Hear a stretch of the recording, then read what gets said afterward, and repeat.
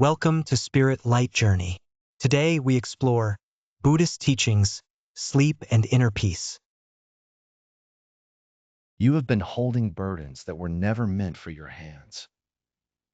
Old resentments carried quietly, sharp phrases that lodged themselves and never left. Memories that loop again and again like scratched records.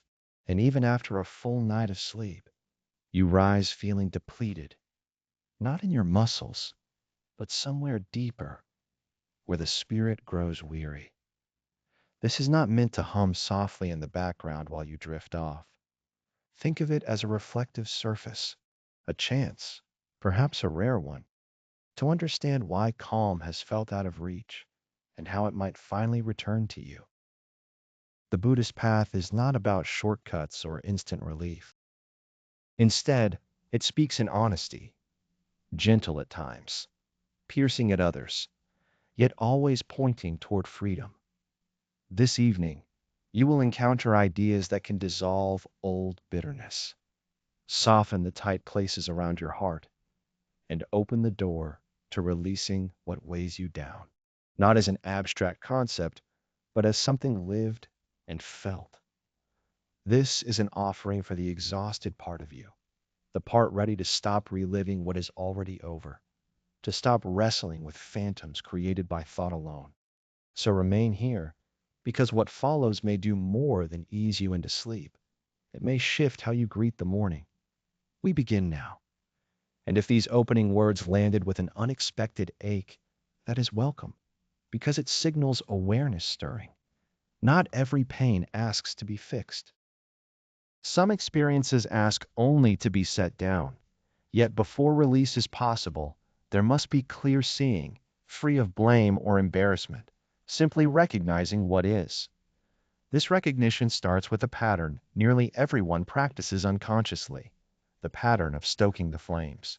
And it usually begins in subtle ways: a loss of love, a broken trust, a thoughtless remark, a moment that felt deeply unjust. Rather than allowing it to move through and fade, the mind invites it to stay, offers it attention, labels it. In this way, suffering shifts from something that happened into something worn, not just a pain remembered, but a pain carried, like a well-known coat that no longer offers warmth. You continue to put it on because it is known, because somewhere along the way, the event stopped being a chapter and started feeling like a definition. Pain itself does not ruin a life. Clinging does. Clinging stretches a single instant into endless time. Clinging transforms a passing remark into a scar that never closes. And the cruel trick is that intensity convinces us of truth. The more it aches, the more convincing it becomes, until it colors everything. The mind, believing it is keeping you safe, circles the injury and builds the self around it. It whispers, "This is me now." When that happens, the flames are no longer somewhere out there. They burn within, always asking to be fed. Buddhist wisdom compares attachment to gripping a burning coal while accusing the fire itself. What is rarely mentioned is that the warmth can feel strangely reassuring. When a sense of self forms around being wronged, unwanted, or angry, it creates an odd kind of balance, something solid to grasp when the rest of life feels unstable. And so the fire is fed with narratives, with reasons, with quiet inner claims like, "They must understand my pain," or "letting go would mean it was meaningless." But fire has no interest in fairness. Fire survives by being fed. Each retelling adds another log, another layer of heat. The story sinks further into the ground of the mind, and the ache intensifies. You speak it aloud to someone you trust, then replay it alone under running water, as if repetition might finally burn it out, yet it only burns brighter. You debate with it silently, while the road unspools ahead of you. You bring it with you into fresh connections, then feel confused when the same wounds reopen. Nothing truly healed, It only shifted its costume. Under every new situation, the same sense of self quietly stayed in place. The hurt one, the wronged one, the furious one, the one who doubts everyone. Each moment of living passes through that lens until experience circles back on itself. What makes this so subtle is that it is not always misery. At times, it carries a strange strength, even a sense of purpose. There is the dignity of anger, the romance of suffering, the belief that being wounded earns special consideration from the world. Buddhism does not dismiss your experience. It never says the pain did not happen. It simply points out that pain is an experience, not an identity. This insight is the edge that breaks the spell. Buddhism names it anatta, the understanding of not self. There is no solid core that never changes, only movement, only patterns appearing and fading. Thoughts come and go, emotions surface and subside, identities form and dissolve like mist and sunlight. Yet when someone declares, "This pain is me," they miss the subtle truth. A flowing process becomes a locked cell. Nothing in the mind stays forever, no matter how intense it feels. Even the sharpest grief, even the deepest betrayal cannot remain. Clinging makes it seem fixed, as though it were carved into skin rather than passing like weather. Why is the fire kept alive? Often because pain feels like the final thread tying us to what once mattered. Letting go can feel like losing the person who was loved, abandoning the fairness that never arrived, or surrendering the life that was imagined. But the ache itself is not those things. Pain is neither justice nor destiny. It is only a reverberation. An echo has no weight of its own. It is memory striking the walls and returning as sound. Healing starts when the fuel is set down, when the story is no longer rehearsed, when experience is allowed to move without settling in. This cannot be forced or wrestled into silence. It unfolds through gentle awareness. You notice the thought, "They hurt me," and then recognize, yes, there is the fire asking again to be fed.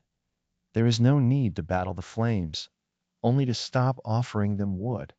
Still, the mind plays another card. It whispers, "If I release this, who will I become?" When a wound has been carried for years, loosening it can feel like an ending, like standing at a funeral for a familiar part of yourself. In a quiet way, that is precisely what growth feels like. It carries the tenderness of mourning, who you once were, the self that could not yet release its grip. As that old form dissolves, there is an open space, and within it, the conditions for something new to quietly take shape. Healing does not arrive because you demanded it or repeated hopeful phrases to yourself. It comes when you stop defining yourself by the wound. Monks are not walking meditations on positive thinking. They are not convincing themselves. They are whole. They are simply paying attention. They watch. They release. The heart of Buddhist practice is not repair, but clarity. It is learning to see the mind as it is, noticing how thoughts surface, how discomfort seeks something to cling to, how the sense of self grabs onto whatever feels intense or familiar. When this seeing happens gently, without pushing away or criticizing, the hold begins to loosen. Nothing is extinguished by force. The fuel is simply no longer offered. In the quiet that follows, you can perceive not just the pain itself, but what is driving it underneath. The longing to be validated, the wish to be understood, the craving to never return to this feeling again. That longing is what Buddhism calls attachment. The teaching is not to numb yourself or deny emotion. It is to release the hunger for reality to be other than it is. The tension between what exists and what you demand creates the very suffering you are trying to escape. At times, the fire barely flickers. It hides beneath politeness, behind humor edged with sharpness, behind the urge to manage everything or prove a point. Still, it is pain, pain left unexamined, bound to an identity that believes protection comes only through defense. Yet armor corrodes. It becomes weight. Eventually, it wounds more than it shields. You are not the ache you carry. You are not the narrative built around it. You are the awareness that notices all of it. And awareness itself does not scorch or bruise. Even the idea of letting go can become another mask, another way for the ego to declare itself special. When that happens, the sense of self has simply changed costumes, not disappeared. This is why Buddhist teachings circle back again and again to emptiness. Not emptiness as despair, but as openness, as liberation. A spaciousness where identity loosens its grip and pain moves freely, not because it is resisted, but because there is nothing solid for it to grasp. Within this tradition, there is a simple method known as noting. As an experience appears in the mind, you acknowledge it softly. Pain, anger, sadness. No commentary follows. No story is added. You do not pursue it or weave it into who you think you are. You recognize it, name it, and allow it to pass.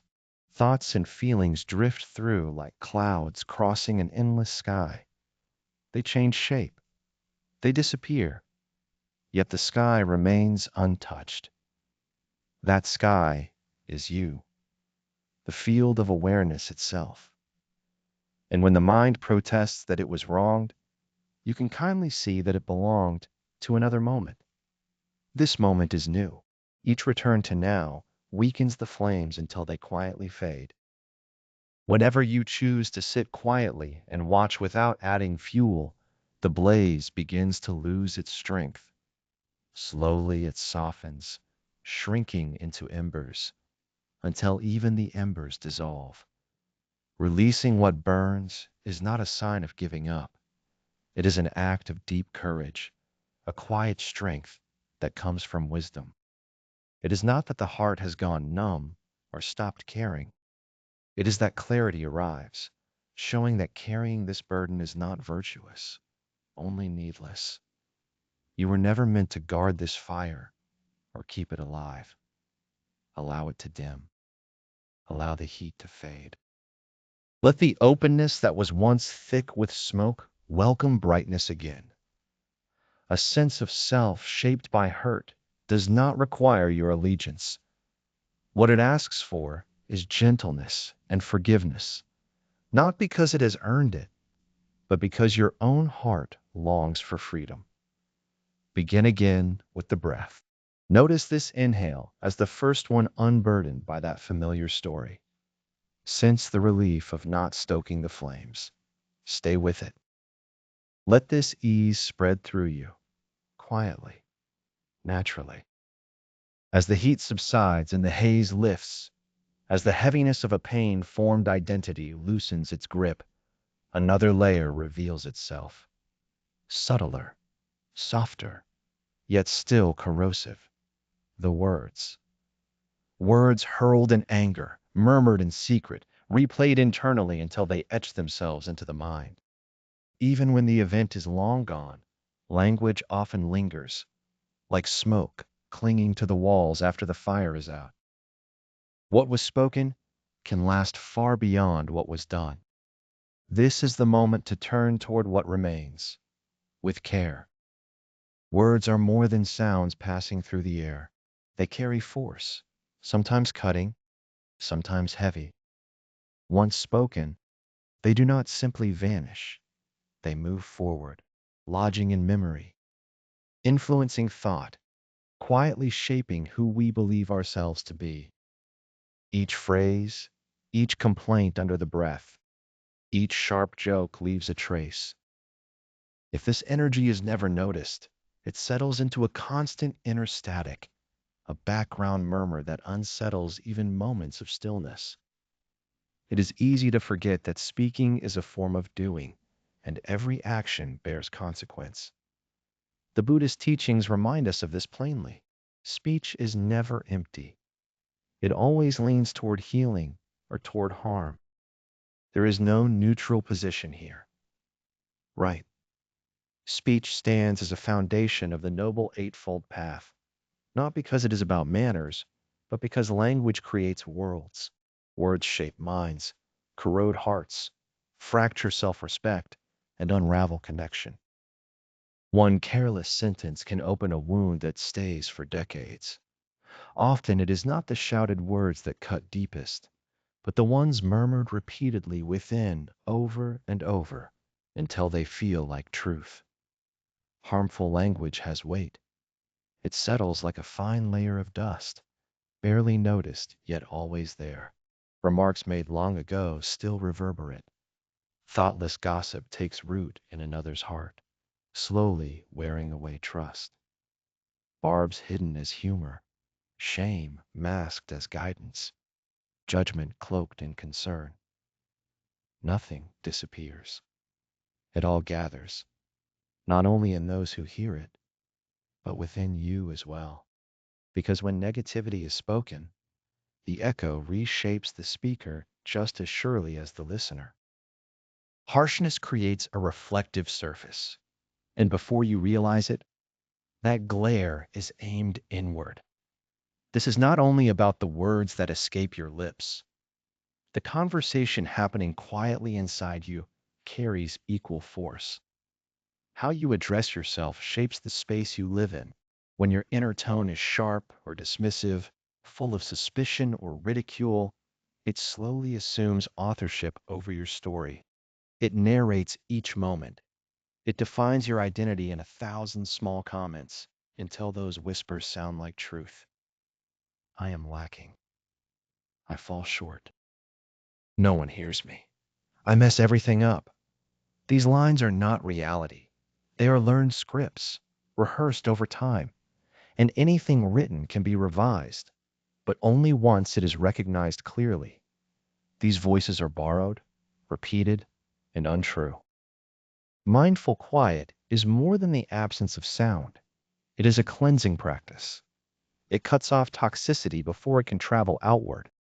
Words spoken on autopilot carry danger. This is why monks often choose restraint in speech, not from emptiness, but from reverence for the power language holds. They understand that careless speech resembles ink spilled into pristine water. A single drop alters the whole. Right speech goes beyond gentleness. It seeks lucidity. It slows down and inquires whether the words forming are grounded in truth. Are they needed? Are they helpful? If they fail these gates, they remain unspoken.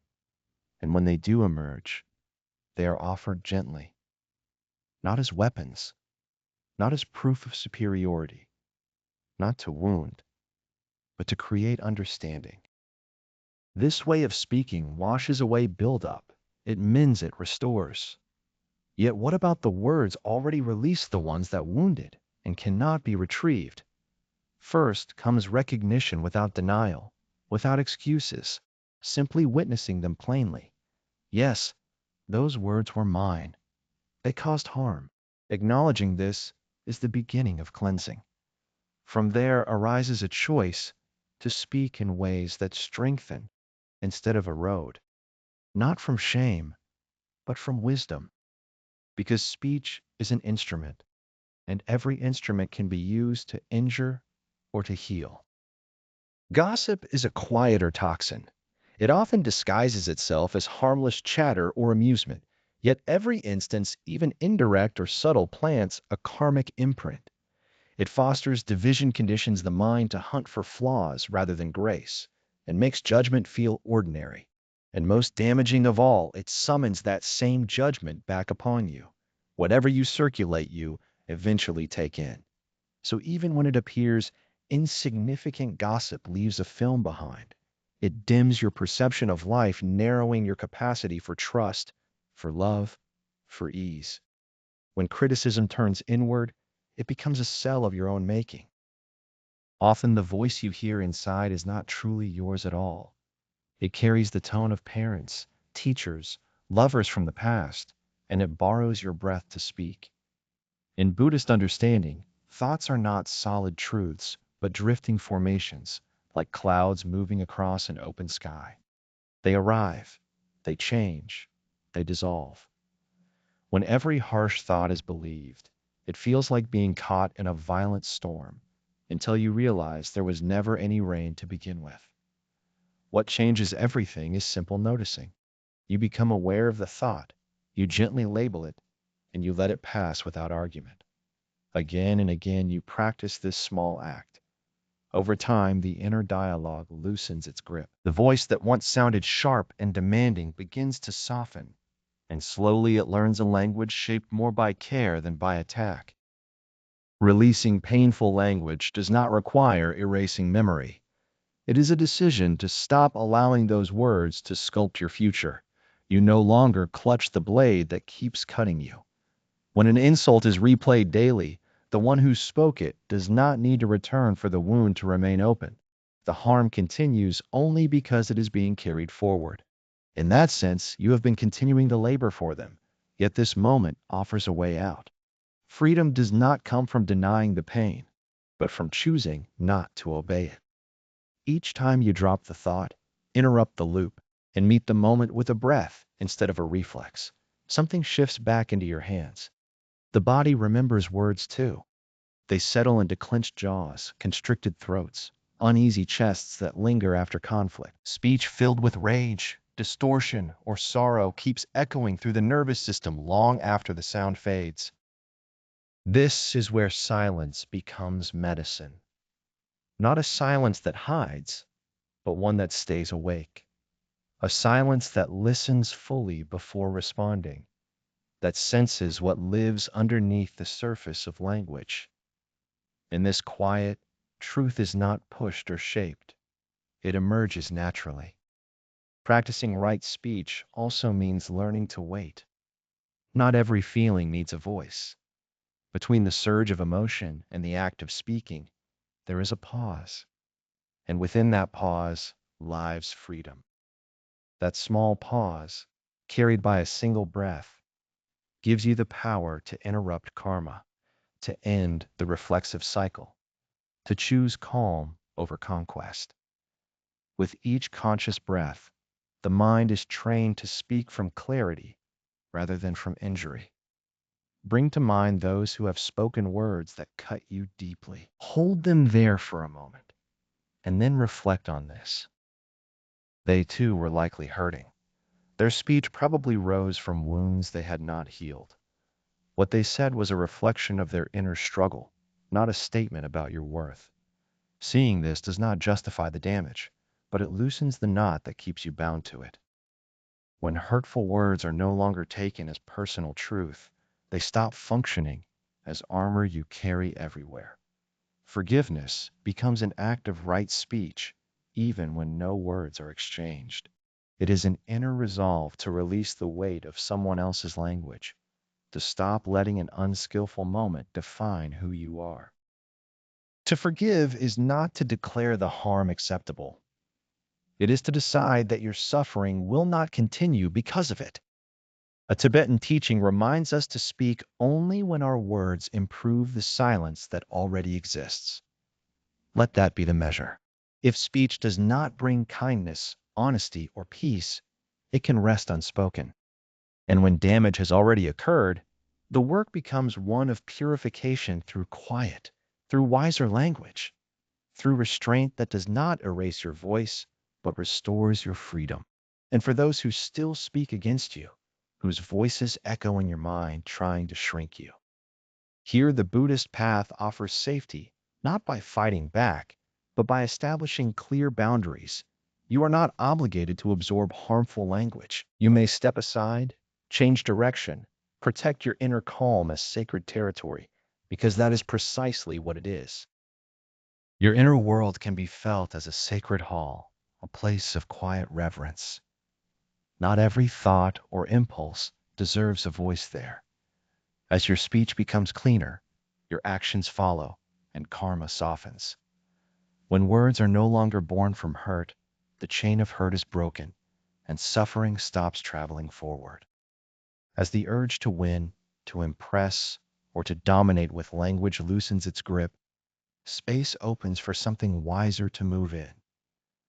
In that openness, a subtler guidance can be heard, calm and precise, knowing exactly what is needed and what is excess.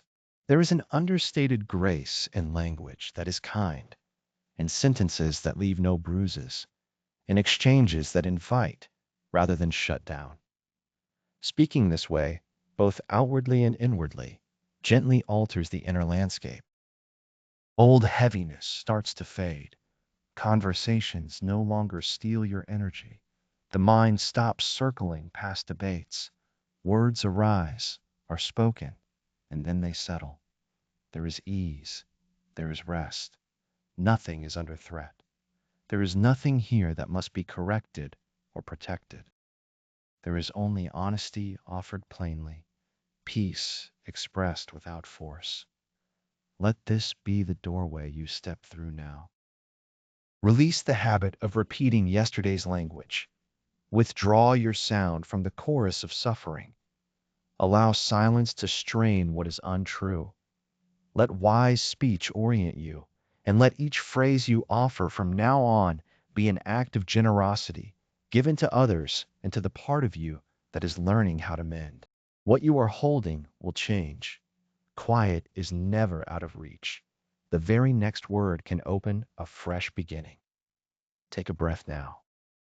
When the harm caused by words, yours and others, has been tended to, and you have learned to pause without amplifying the ache, something still hums softly beneath awareness. It is familiar, not new. Echoes of moments that are finished, yet unresolved. Dialogues that have ended, but continue whispering. The injury is no longer happening now, yet it keeps reappearing. The pain lives in remembrance, not in the present instant. This is what is known as the second arrow. The Buddha spoke of suffering in this way, as two distinct strikes. The first arrow belongs to life itself. It flies, it lands, and it hurts. Loss arrives, hearts are turned away, trust is broken, efforts fail. These experiences are real, and no one passes through life untouched by them. The second arrow is the one we aim inward. It is the replay, the story retold, the surge of feeling summoned long after the event has ended. This is the wound that keeps reopening. Memory does more than remember. It rebuilds the past, and the body responds as though it is happening again, moment after moment. The chest tightens, the belly clenches, the breath shortens, as though the moment were happening again right now. But it is not. What is present is only a mental image, a strand of data, a reverberation from before. Still, notice how often lives are silently governed by this illusion. How many decisions, bonds, and self-stories are molded by something that exists only as a trace. Memory carries an unusual force. It does not wait to be invited. It simply appears. A fragrance in the air, a familiar tone, a street corner, even a single phrase can open the door without warning. When it comes, it does not arrive gently. It rushes in, dragging the entire history behind it. Without mindful awareness to greet it, it quickly takes the reins. Yesterday replaces today. An old wound steps forward and claims the role of who you are. Soon, without noticing, you find yourself debating with figures that no longer exist. This is why mindfulness is so central in Buddhist teaching. To notice the second arrow as it forms, to understand this is recollection, not the living moment. That clear seeing loosens the grip, yet it is rarely questioned. Many remain confined within memory, as though it were a locked chamber with no door. People grieve dialogues that will never unfold. They ache for fairness that never arrived. They continue to sentence themselves for errors that cannot be reversed. The mind turns into a court that never adjourns, passing verdicts on events that are long finished. What makes this especially difficult is how memory reshapes itself. It edits the story, assigns motives, alters the tone. What was once ordinary becomes a betrayal. A misstep hardens into a label. One moment of loss stretches into years of guarded living. With repetition, the story gains weight. As it feels more solid, it gains authority. This is why the teachings continually return us to now, not because the past is meaningless, but because it cannot rule without our attention feeding it. Memory causes suffering only when it is nourished, when it merges with feeling, when it is taken as a definition of self. When met with awareness, it is simply another thought moving through.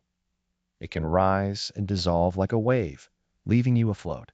The training is not to erase memory, but to meet it differently. You learn to see it the way one watches a film.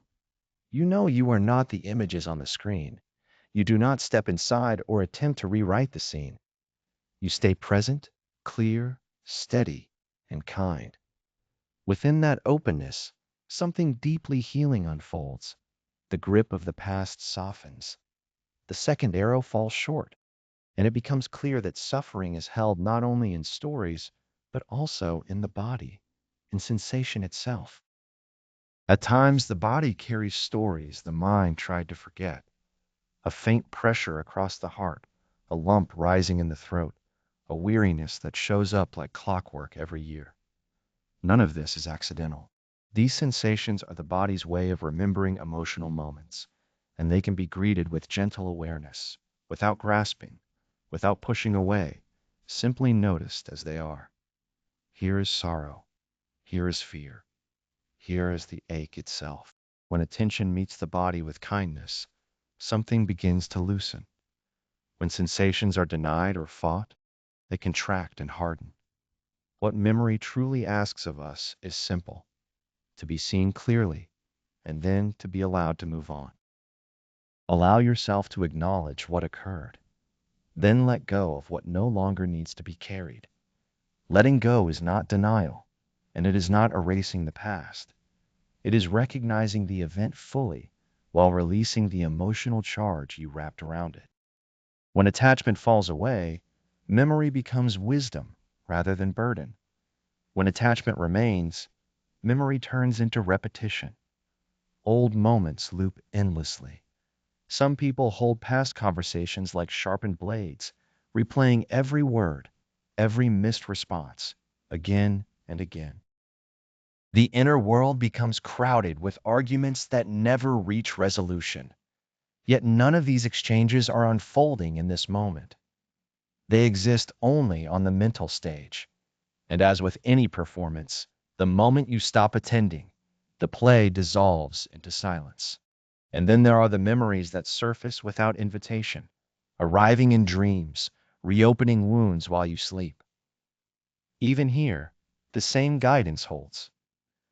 Upon waking, notice what remains without dissecting it. Do not cling, do not rehearse. Allow the feeling to appear and trust it to fade on its own. Dreams and memories both mirror our attachments, and their grip weakens when they are met with calm presence.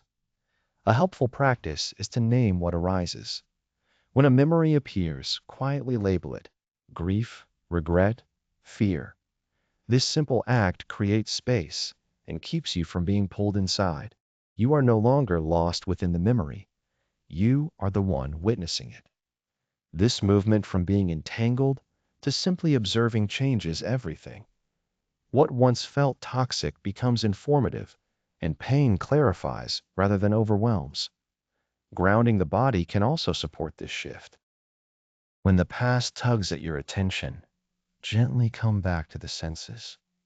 Notice the sounds around you, the sensations in your body. Feel the fabric against your skin. Sense the light filling the room. This returns you to the body, which lives only in the present moment. Thoughts may roam across time, but the body remains here. Let it be your steady anchor. It is always available, always now. Some memories ache because they never found closure, because questions linger and fairness never arrived.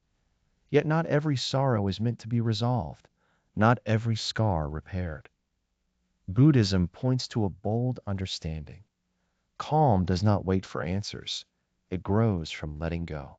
You are not required to complete the narrative, only to loosen your grip on repeating it.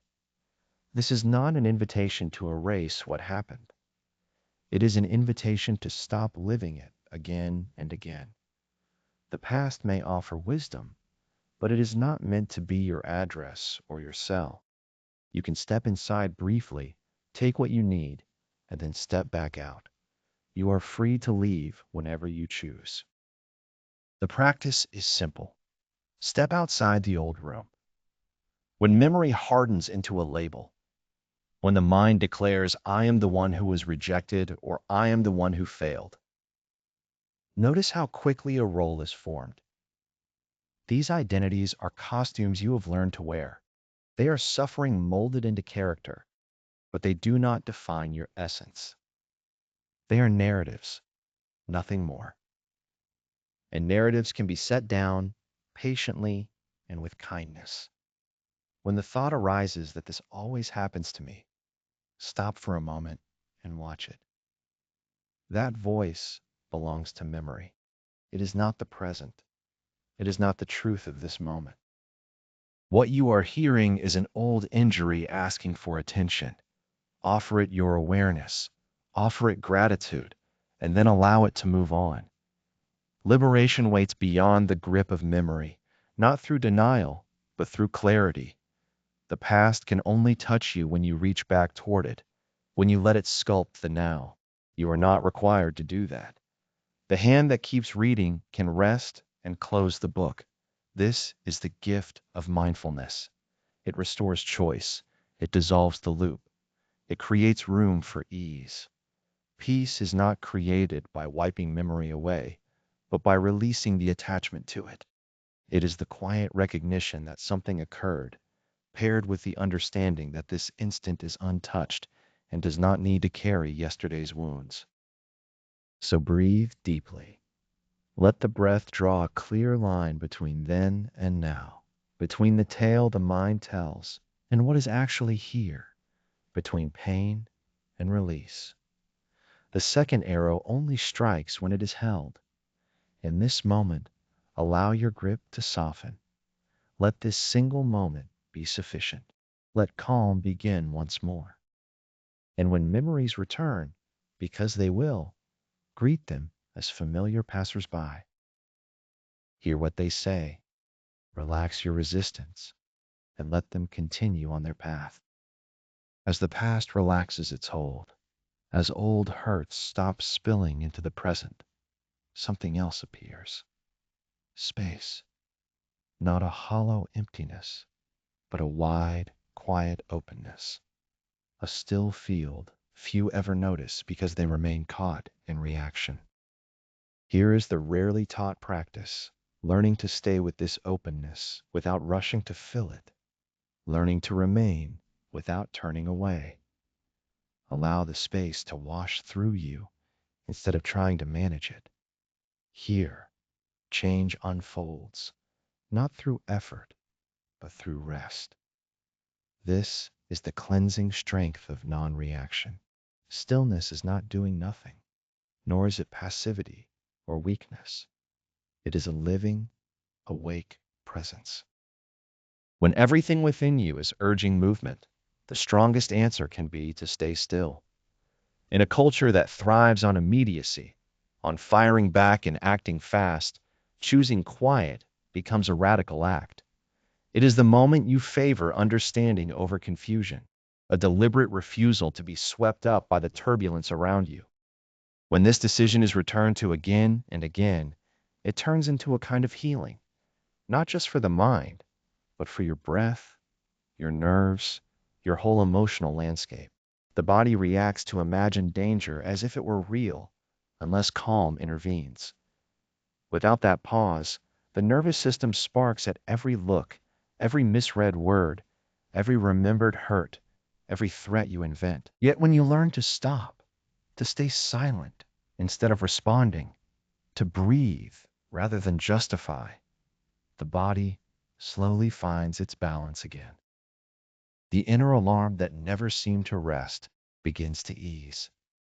Stress hormones soften their grip, the pulse steadies, tension releases, and the body offers a quiet sigh of relief.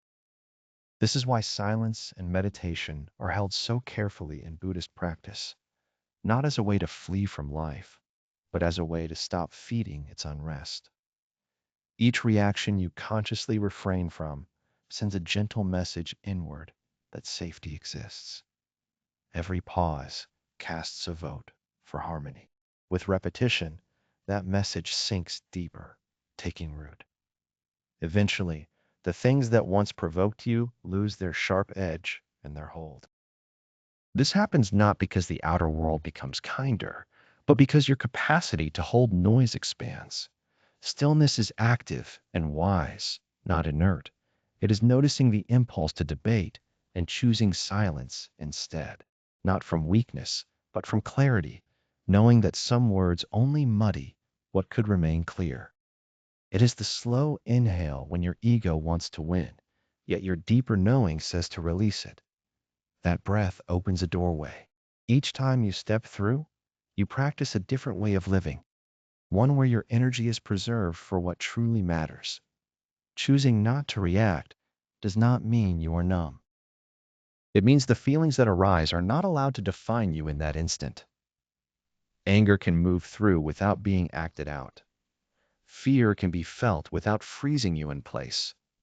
Sadness can visit without pulling you under. You take the role of the witness. You let emotions rise and fall without layering stories or resistance on top of them. This is the cleansing power of stillness. When the surface calms, what is genuine and true has space to appear. Seen this way, stillness acts like a sieve. Ego-driven thoughts are held back. Fear-based impulses are stopped. Reactions rooted in old pain do not get through. What remains is pure and deliberate, authentic, like fresh water moving over smooth rock, transparent, gentle, alive. Yet the mind pushes against this. It insists that quiet is a loss, that silence equals surrender, that without defense you will be misunderstood. This is simply the ego pretending to guard you. Real strength lives in the space where you choose not to react. It is discipline without force, quiet without bitterness, the decision to value freedom over winning an argument. When you hold your silence, others may fill it with their own stories, calling you distant or uncaring. Let them. Your steadiness was never meant to earn permission from anyone else. Your calm is a refuge you carry inside. It is the place you arrive before the world shapes you with its noise. There, impulses are sorted from what is true. And if this inner stillness makes no sense to others, that is not a problem, because peace does not rely on explanation to have weight. So much damage is born from moments without pause. Words spill out unmeant. Choices are made in the heat of anger. Bonds are broken in fear. All of it rushes forward on momentum alone. Yet often, a breath or two of waiting would have softened the moment and bent the outcome in a different direction. The pause is not avoidance. It is an opening, a space where the narrative can be reshaped. Within that opening, entire paths can shift.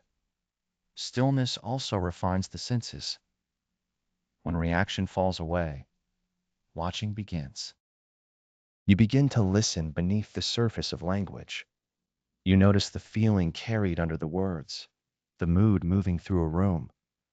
This kind of seeing allows you to move cleanly through life, not guessing, not bracing, simply aware. With time, awareness ripens into intuition. This is a quiet intelligence no page can hand you. The body was never meant to live endlessly on alert, yet modern life keeps it tight and charged. Stillness restores balance, easing the system back toward what it knows naturally. It signals safety, and the body responds. Muscles loosen, the gut settles, sleep grows deeper, thoughts slow their spin. From here, choices emerge that are real, not reactions shaped by old wounds or habits, but responses guided by clarity. In this way, non-reaction becomes a shield against manipulation. When someone cannot draw a reaction from you, their grip dissolves. Each unpressed button fades with use. This is not numbness or withdrawal. It is liberation, a clear emotional presence that does not need to act for approval. A quiet center that neutralizes disorder simply by not engaging with it. Stillness, though, is learned. It does not descend all at once. It is practiced in traffic jams, intense conversations, and the ache of being alone. It grows the way strength grows, through gentle repetition, through small decisions made in ordinary moments. Some days it will feel out of reach. That is part of it. The practice is not about flawlessness, but about coming back, back to the pause, back to breathing, back to the place within you that does not need proof to feel complete. Even when you stumble, even when an old habit pulls you off center, the door back to quiet is never closed. A misstep does not erase the way. Only the refusal to come back does that. Each time you turn inward again is an act of devotion, and every small pause carries you forward. Even the brief gaps between thoughts, when you notice them gently, become part of the cleansing. Silence trains you to hear more deeply, not just the words of others, but the subtle signals within your own being. What you are searching for is already here, yet it cannot surface through constant mental chatter. It asks for openness, for still air, for an unforced breath. When that openness is offered, understanding emerges softly and with precision. You recognize it by its calm nature. It does not hurry or demand attention. It does not argue or raise its voice. It simply arrives with certainty. This is the knowing that quiet uncovers, the inner guidance you overlooked because your own noise kept drowning it out. Remember this the next time words rush to your lips. When your hand moves toward sending a message, pause and breathe. When a reaction begins to rise, give it time. Allow the instant to widen. Allow the charge within you to settle back into the body. Let the clamor move through and away. Wait until the inner air clears, and only then speak if something still needs to be expressed. More often than not, nothing does. Silence answers more truthfully than speech. Stillness draws the line. Choosing not to react is the medicine. Not because you disappeared from life, but because you decided life no longer gets to throw you off balance. This is the strength of non-reaction. This is how the system cleanses itself. It does not announce itself with drama or intensity. Its quality is quiet, even, and uncluttered. Just enough clarity to recognize what truly matters. And once you have felt how stillness dissolves confusion, how silence softens disorder, how restraint returns agency, you begin to notice something subtler resting beneath the calm, the strain of needing to be correct. Even a settled mind can carry this tension. It rarely makes noise, yet it grips tightly. It quietly turns simple exchanges into contests. It converts peace into calculation. It murmurs in the background. You cannot release this. They must be mistaken. You feel certain, and without realizing it, the quiet has slipped away. Your breath is held, your body leaning toward vindication. Here we touch the hidden irritation that lives behind the urge to be right. This craving for correctness does not always roar. At times it wears the costume of quiet certainty. At times it slips behind a courteous expression. At times it rises as irritation rather than rage, yet it still scorches. What moves beneath it all is not the situation itself, but the sense of who you believe yourself to be. When another person disagrees, it can feel less like an exchange and more like danger, because somewhere inside, correctness has become a stand-in for worth. Being right turns into protective gear in a world that never holds still. From a Buddhist view, this is not clinging to truth, but clinging to self. A self stitched to opinions, unwilling to rest in uncertainty, uneasy with the vastness of not knowing. So the body contracts, the chest hardens, words sharpen, all propelled by fear rather than clarity. Fear of appearing mistaken, fear of losing ground, fear of releasing the fantasy of control. In this light, humility is not defeat, but freedom. It does not declare you wrong. It frees you from the compulsion to always be right. It allows your calm to stand on its own, not dependent on another person's approval. You can stay present inside disagreement without being consumed by it, because your inner steadiness is not up for debate.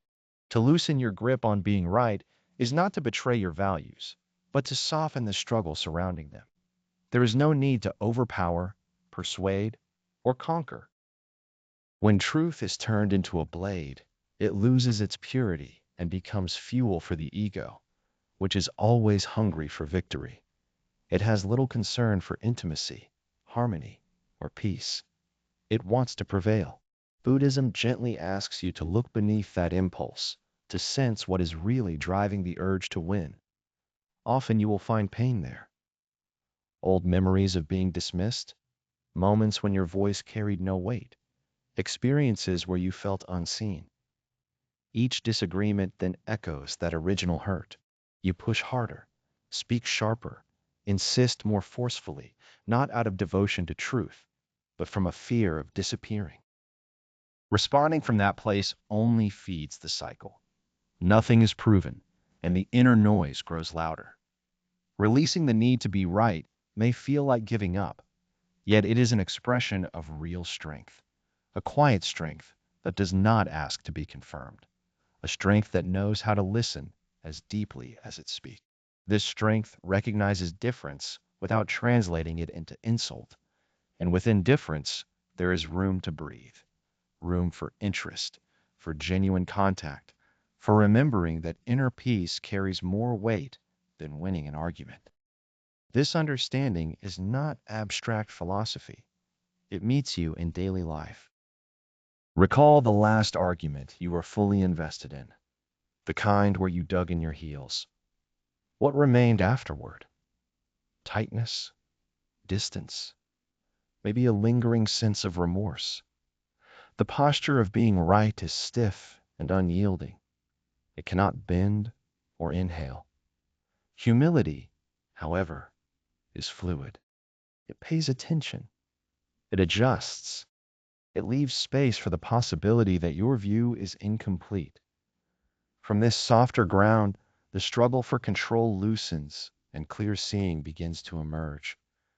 Buddhism speaks of beginner's mind, the mind that does not presume. This is not a lack of intelligence, but a willingness to remain open. It is a quiet wisdom that understands how vast life is, how layered people are, and how rarely truth fits into certainty. When you begin to live from this quiet inner ground, a subtle transformation unfolds. There is less urgency to protect yourself, less pressure to make every exchange land in your favor. Conversations no longer need to close with your version of reality stamped on them. From this place, you can simply let others exist as they are, without resistance. Thoughts can arise and drift away without becoming something to wrestle with. As this happens, attention softens in the body as well. Striving to be correct creates tension. You may notice the teeth clench, the face harden, as if bracing for impact. Breathing becomes quick and shallow. The shoulders inch upward. This is what defense looks like in the body. But when the impulse to be right loosens its grip, muscles release, the nervous system calms, and awareness settles back into now. Here is where genuine confidence rests, not in having all the answers, but in no longer needing to validate yourself. The inner dialogue shifts too. Those rehearsed arguments where you replay scenes and imagine setting someone straight. These quiet battles never offer relief. They drain you. When the need to win fades, those voices grow quiet. The mind opens, the breath slows, and you recognize that wholeness does not depend on victory. Because you were never incomplete to begin with. This change naturally reaches into your relationships. Consider how many bonds are strained by an unspoken tug of correction, two people gripping their positions, unwilling to soften. Neither side is necessarily mistaken, yet both feel wounded. Each carries the assumption that agreement equals care, but that is not true.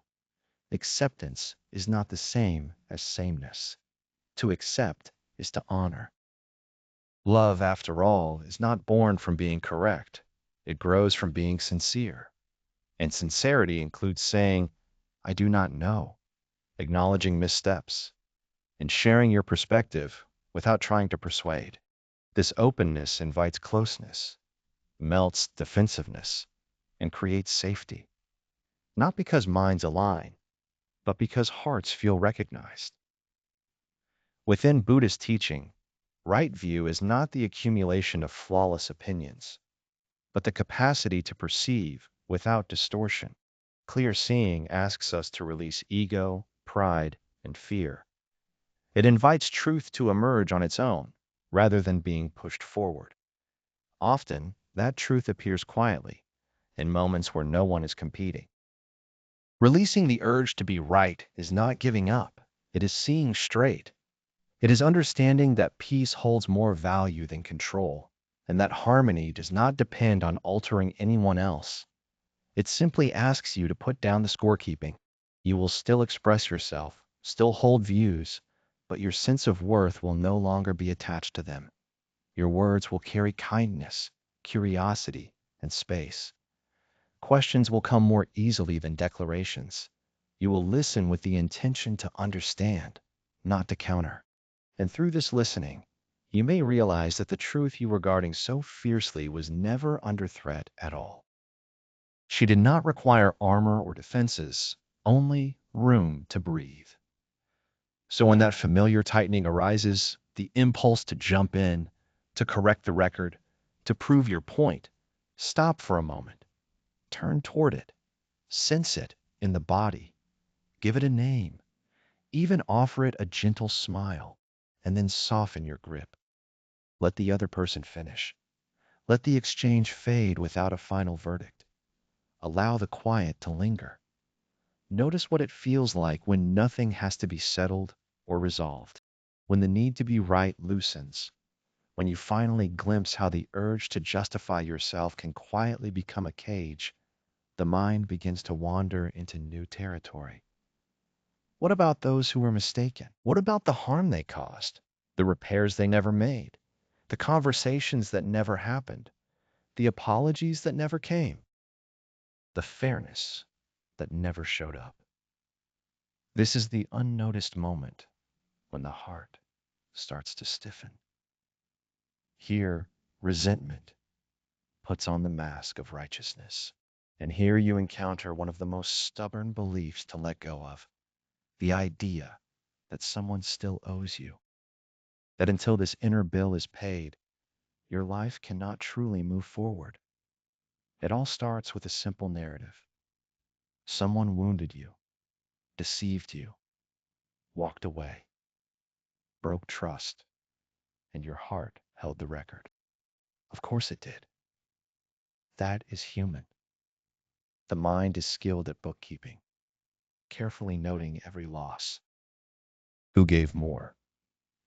Who took too much? Who should make amends? And so you remain on standby, waiting for closure, for cosmic balance, for the message, the explanation, the moment when they finally crumble and see the truth you have been holding. You keep waiting and you keep carrying. You hold their unpaid debt like a weight pressing down on your chest, hoping one day they will lift it from you. But they do not. And it may be that they never will. Here is the difficult clarity. With every day you wait, you are the one absorbing the cost. Interest accrues inside you. Buddhism points toward a solution that is bold and uncompromising. It is not surrender. It is not denial. And it does not ask you to pretend the wound never existed. This path is called forgiving emotional debt.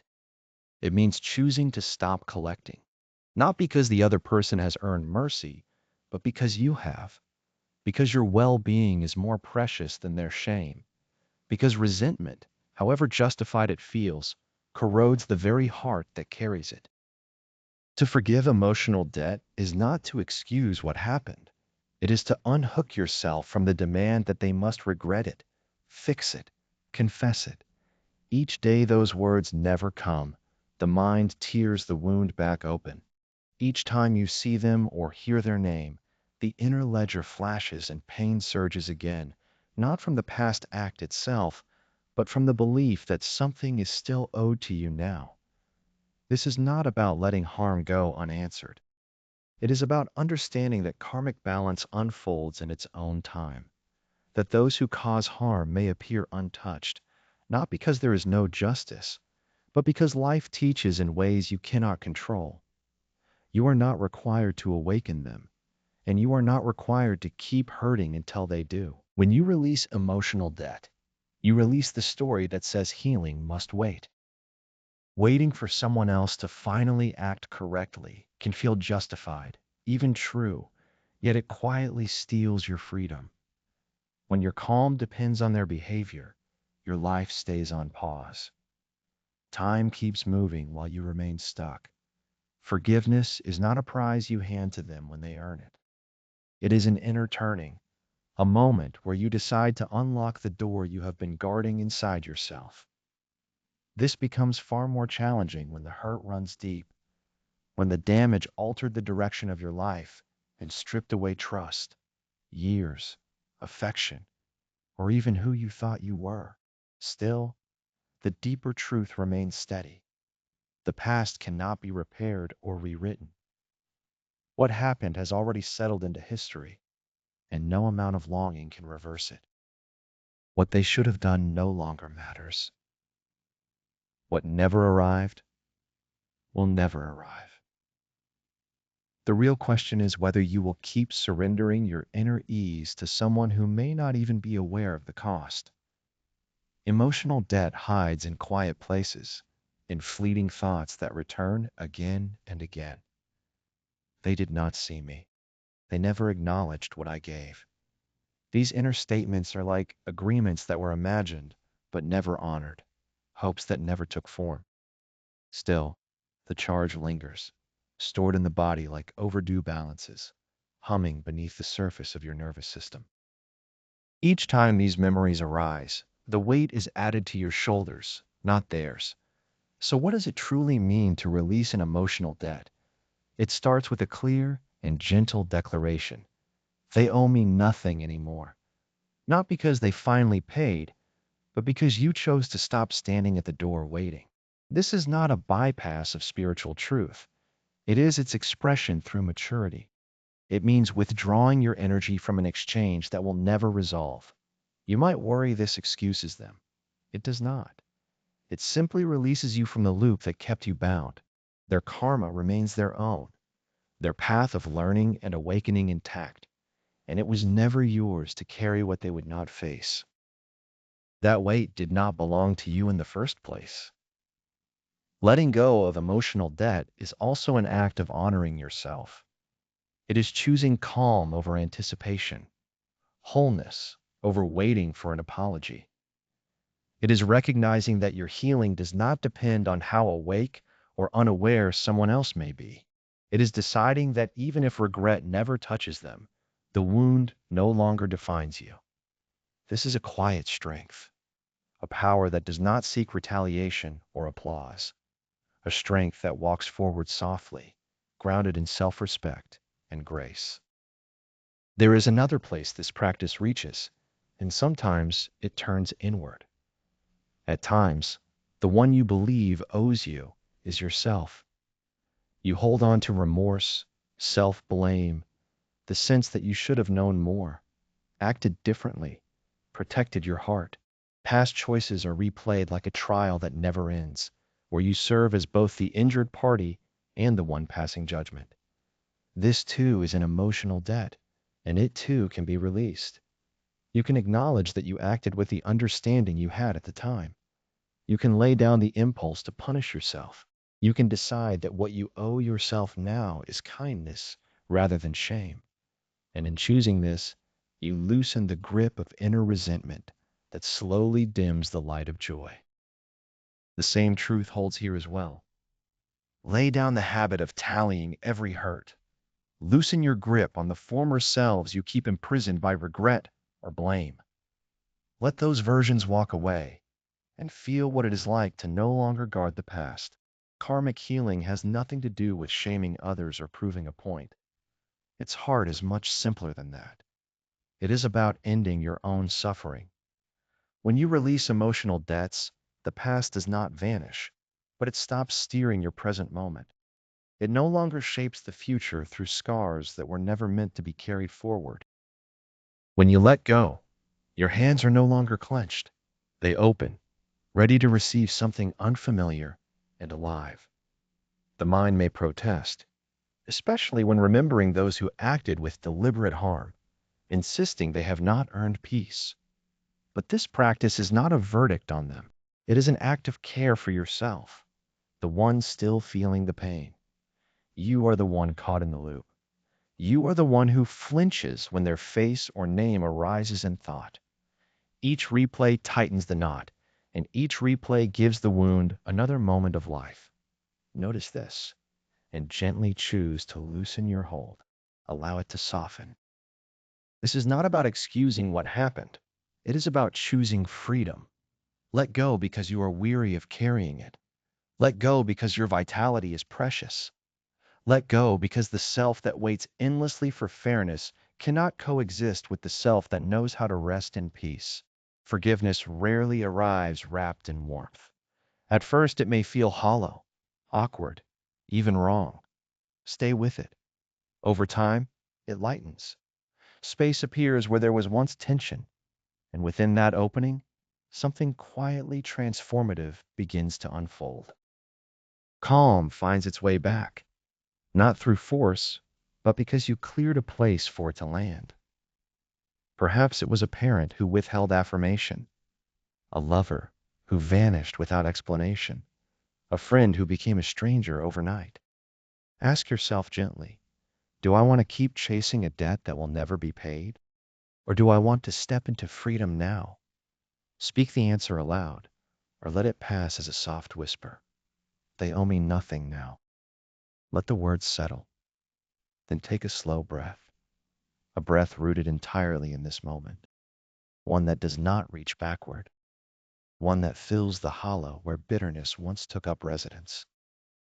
There is more waiting beyond forgiveness than you may realize. A clearer mind, a steadier heart, a quiet ease, and perhaps most precious of all, a return to yourself.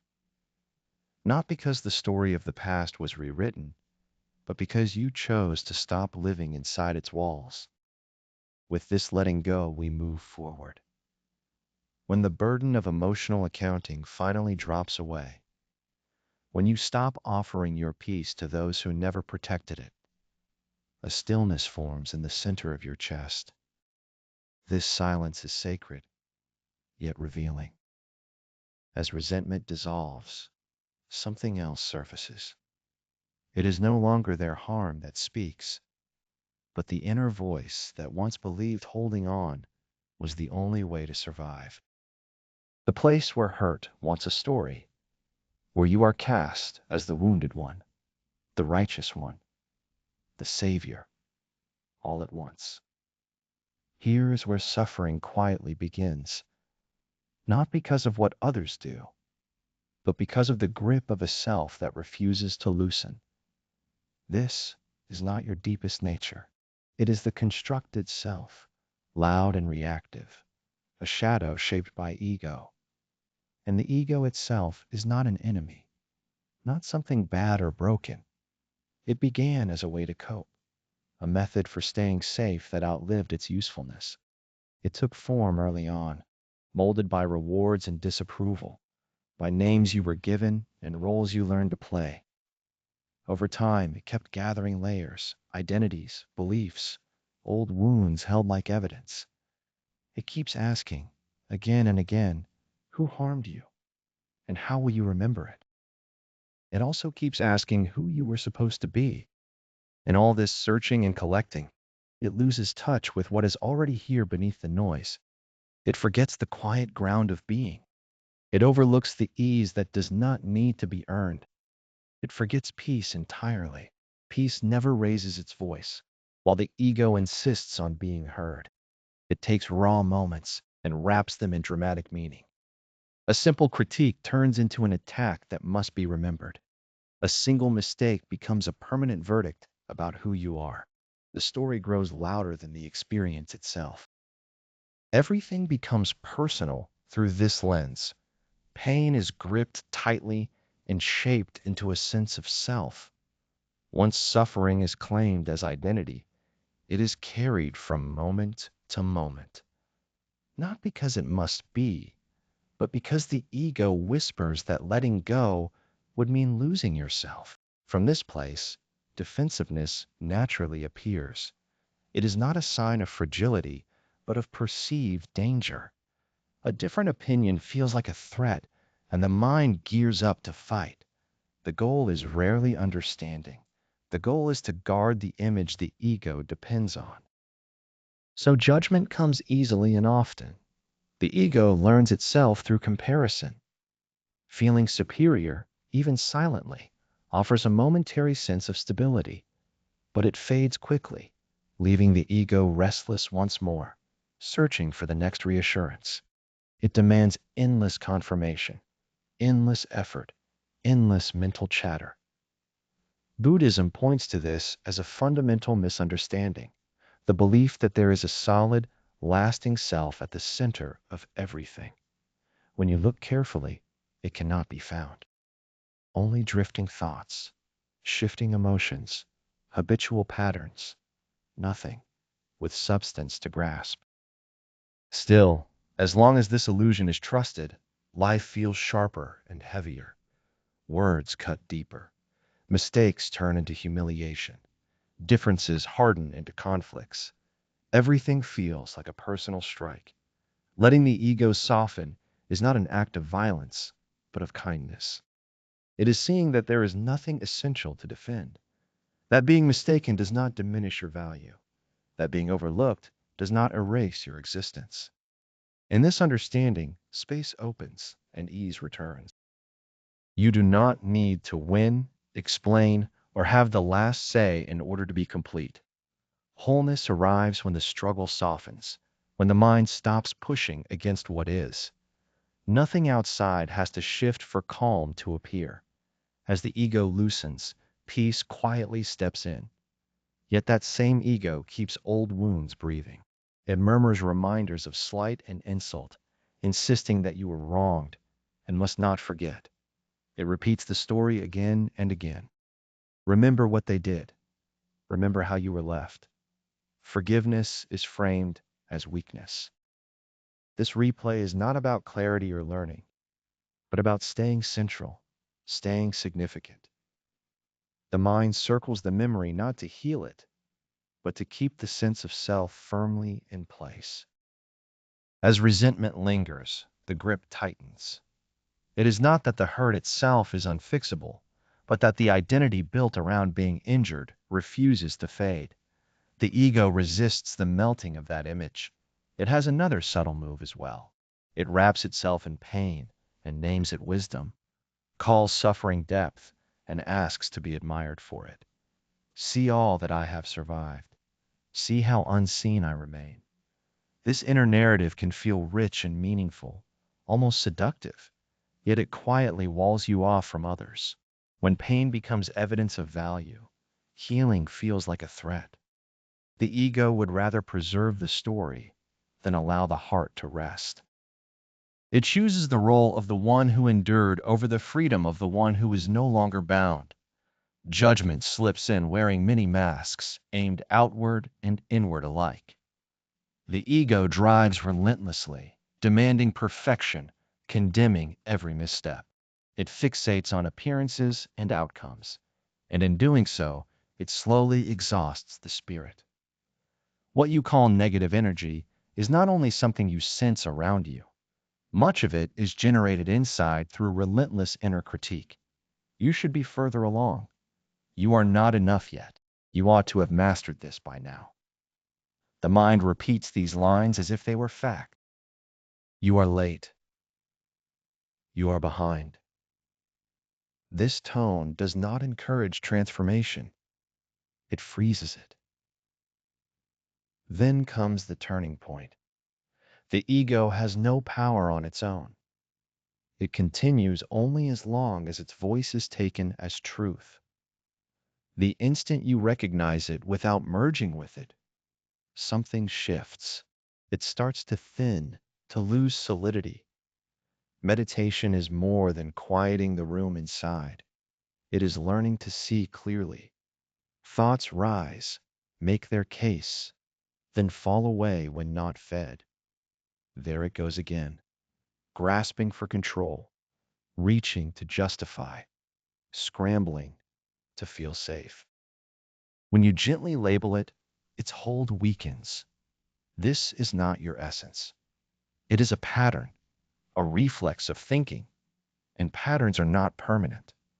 Many Buddhist teachings describe the ego as a phantom, something that vanishes the moment it is faced directly. Yet most people avoid this seeing because the ego prefers to remain unfelt and unnamed. It flourishes in distraction and habit. This is why silence can feel unsettling. In stillness, the ego finds no nourishment.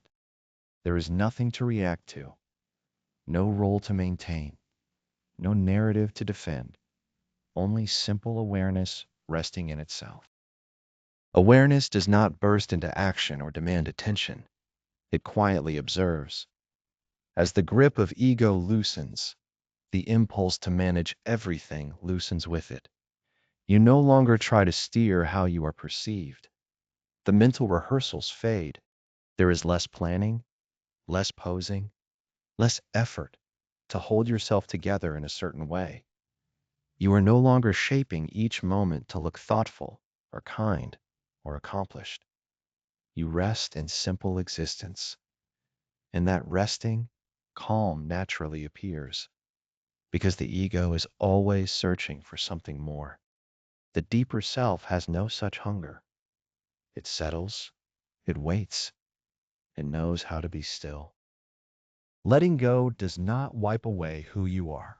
It peels off the layer that turns every moment into a personal story. Feeling remains. Choice remains. Care remains. What falls away is the craving to matter, to win, to be validated. When that craving no longer commands you, harmful energy loses its grip. Situations that once felt like attacks now pass without weight. What once burned as embarrassment softens into tenderness. What once exploded into conflict dissolves into quiet. Even suffering shifts its shape. The ego insists that something essential has been taken from you. It tells a story of loss and lack. The heart speaks differently. It recognizes a gift hidden inside love and change. Ego turns endings and mistakes into personal failures. Awareness sees birth and death as movements in a larger current. Both perspectives exist, yet only one opens the door to ease. Your connections with others begin to transform. Ego reaches outward, searching for approval, stepping forward and pulling back. Genuine meeting needs none of that. It asks only for presence, for honesty, for the courage to not perform, to not know the right answer, to simply arrive as you are. As ego relaxes its hold, love grows wider. Not the love of romance or fantasy, but the basic human warmth that needs no display to feel secure. Your response to negativity also shifts. When ego leads, you push back, explain yourself, defend your position. When the deeper self is at ease, negativity moves through like a breeze through an open room, touching nothing, lingering nowhere. There is no identity to snag it, no fire to feed it. You answer from quiet rather than reflex. That quiet becomes familiar ground. It is not flawless or removed from life. It is simply free from entanglement. Feeling continues. Action continues. Yet nothing clings or hardens. The self that once gripped every experience has relaxed its grasp. Thoughts still arise. Preferences still appear. Desire still visits. But the tightness around them loosens. The sense of rush fades into space. You begin to notice ego when it shows up, and a gentle smile meets it. There is no criticism, only warmth, like greeting an old companion who tried to help but stumbled. I see you. Thank you. I am okay now. Safety is felt inside and out, not because life has smoothed its edges, but because the struggle within has finally come to rest. Begin by breathing, gently and without agenda. Allow the breath to arrive and leave on its own. No grasping, no pushing, just this simple rhythm. As it settles, notice how the loud voice of the self starts to quiet, how the need to be seen or defended loosens its grip. Old hurts stop demanding attention. Pain is no longer stitched into who you are. And in that softening, a quiet you may not recognize begins to appear. Yet even inside this calm, there is often one last murmur. It is softer than ego, quieter than rage, but it lingers. It suggests that a debt remains unpaid, that someone must answer for what happened. The feeling shifts from personal injury into the language of fairness, of righting a wrong, of restoring balance when the world seems unwilling to do so.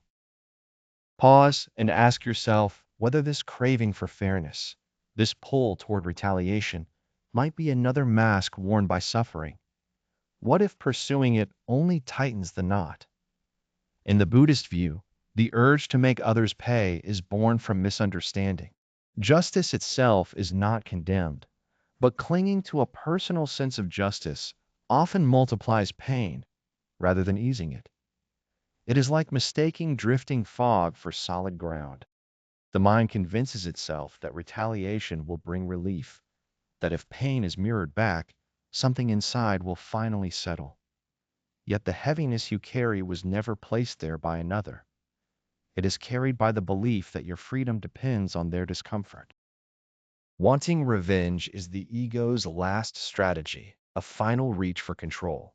When it can no longer rely on status, strength, or pride, it chooses judgment instead. If the past cannot be changed, then punishment feels like a substitute. But no wound has ever closed through punishment alone.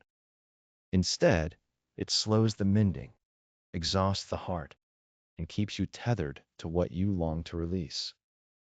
Each replay of the story, each surge of anger is your own system reacting to a narrative that insists peace will come only after repayment. That belief becomes a cage, and you are the one locked inside. Even if the other person forgets, moves on, or never understands the damage they caused, they continue to inhabit your muscles, your thoughts, your breath. Each remembrance gives them another victory. In Buddhist language, this is attachment, holding tightly to a version of the past that never arrived. attachment to a fantasy of justice, to an emotional exchange that has no ending. Like all attachment, it breeds suffering because it resists what is. Few things create more turmoil than refusing to accept that life was unjust.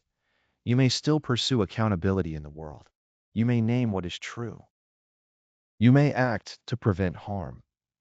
But when the desire turns toward watching them break, watching them regret, watching them fall, the path has shifted. This is no longer justice, but revenge, wearing a noble mask. Notice how many hours have been spent picturing someone else's collapse, running scenes again and again, crafting the flawless confrontation, imagining fate finally delivering its verdict. This inner drama asks a high price. It trades your calm for its illusions, quietly consuming days, months, sometimes a lifetime. Over time, the ache does not fade on its own. It actually deepens. Each time the mind replays the narrative of being wronged, it weaves itself more tightly into your identity. In the Buddhist view, craving revenge is like swallowing a toxin while hoping it harms someone else. The damage unfolds quietly, day by day, within your own heart. This is not because anger is wrong or unjustified, but because it has no true destination. However righteous it may feel, it cannot rewrite what has already happened. All it can do is color this moment with bitterness. Releasing the urge for revenge is not the same as denying the harm or pretending it never occurred. It is a choice to no longer let the wound define your life. It is deciding to stop believing that another person's pain will somehow become your relief. It is stepping off the battlefield, not in defeat, but in wisdom, because you are tired of bleeding from an injury the other may never even notice. In Buddhist practice, this is the living shape of forgiveness. There is no requirement to erase memory or excuse behavior, only to loosen your grip.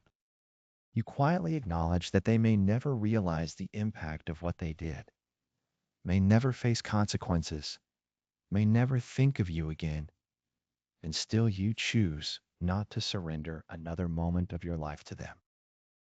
This choice is not a lack of strength. It is strength at its deepest level because it ends the cycle. You might question whether releasing the longing for justice is a way of turning against yourself. But consider another possibility.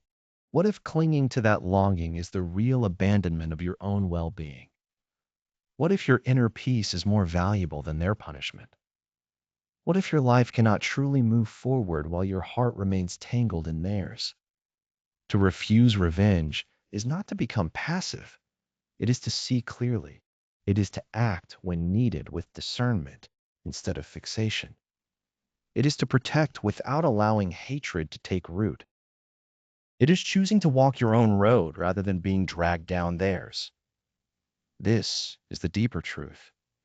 Justice does unfold, yet it rarely arrives in the form we imagine or on the schedule we demand. Sometimes it appears as their private remorse, sometimes through the natural turning of karma, and sometimes it never appears at all. Even then, your peace does not need to be postponed. Freedom does not wait at the gate of justice. It opens through forgiveness.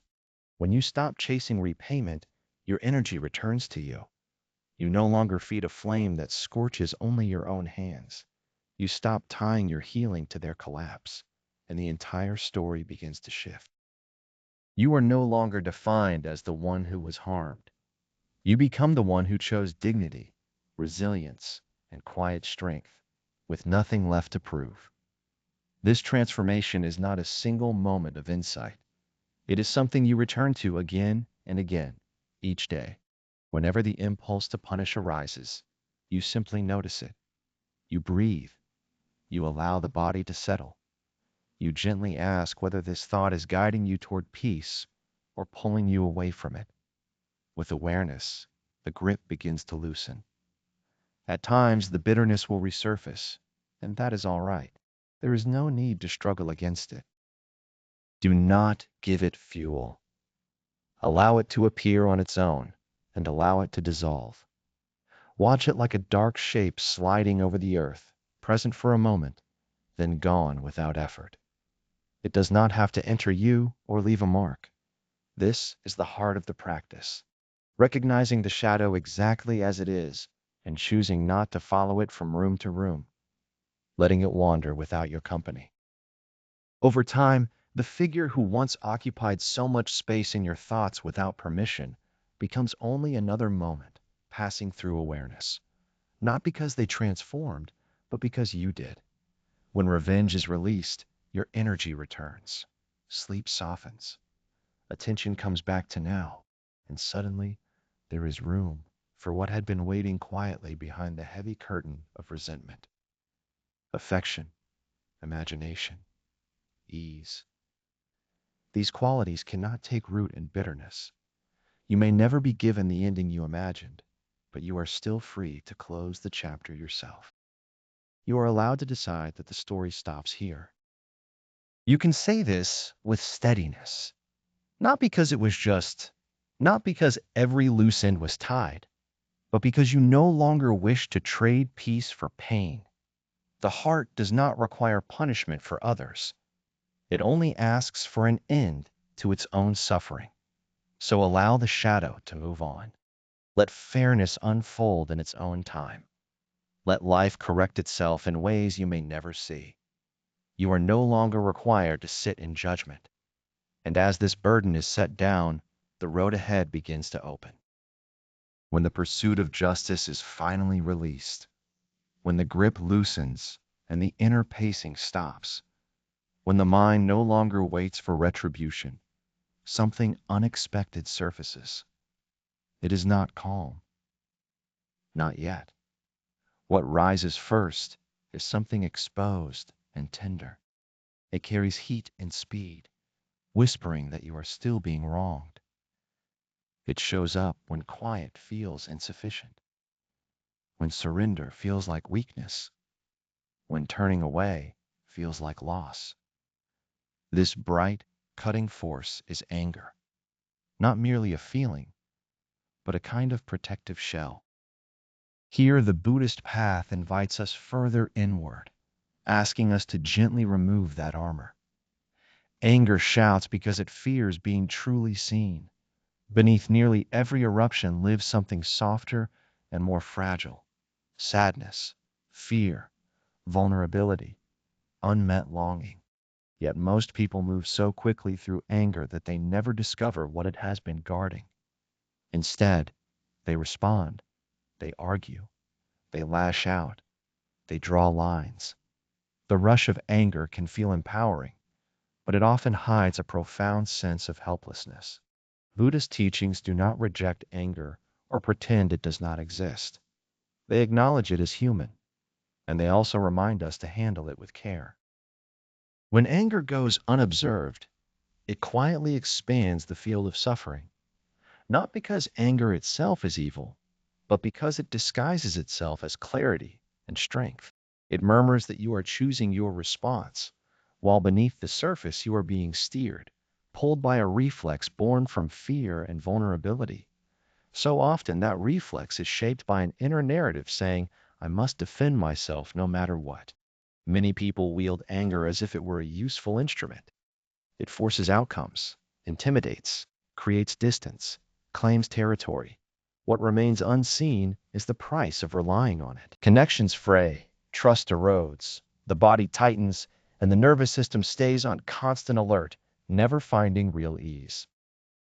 Anger can wear the mask of power, yet inwardly it frequently leaves a hollow space. Once the outburst fades, unease returns, and the familiar loop resumes. In Buddhist understanding, anger is not separate from attachment. It clings fiercely to a vision of how life was supposed to unfold. It flares up when expectations collapse, when control slips away, when the sense of self feels pierced. In those moments, instead of turning toward fear or sorrow, the mind grabs for a sharper, quicker emotion. Anger rises easily, demands little patience. But it is not the deeper reality. Beneath most anger lies unacknowledged grief. Grief for plans that failed, for betrayals, for lost safety, for affection that was never returned. Yet the heart often does not feel secure enough to reveal this tenderness. So it armors itself, and the friction of that armor becomes what we name anger. In Buddhist practice, working with anger does not mean pushing it away. It means sitting close to it and wondering what it is guarding.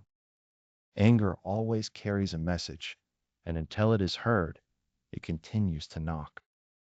The pulse quickens, words sharpen, remorse grows heavier. But transformation starts when you listen to anger beneath the noise it makes. If you listen quietly, it often confesses, I am scared, I am wounded, I feel insignificant, I am lost. These truths are rarely given room to breathe, yet they form the foundation. When the roots remain hidden, the flames do not die out. Anger can grant a brief sense of dominance, but it cannot create enduring calm. It separates, repels, and constructs a stronghold few wish to approach. Inside that enclosure, isolation deepens, because real strength is not force.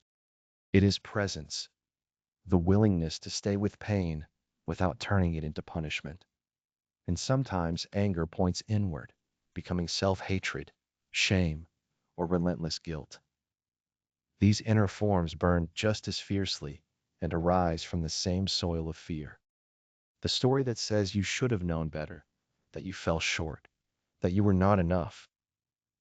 Buddhist compassion does not draw lines between worthy and unworthy targets. It extends the same tenderness to anger aimed at the self as it does to anger directed outward. Your feelings are not a mistake. Only the interpretation of them can mislead you. So when anger surfaces, what is asked of you is simple.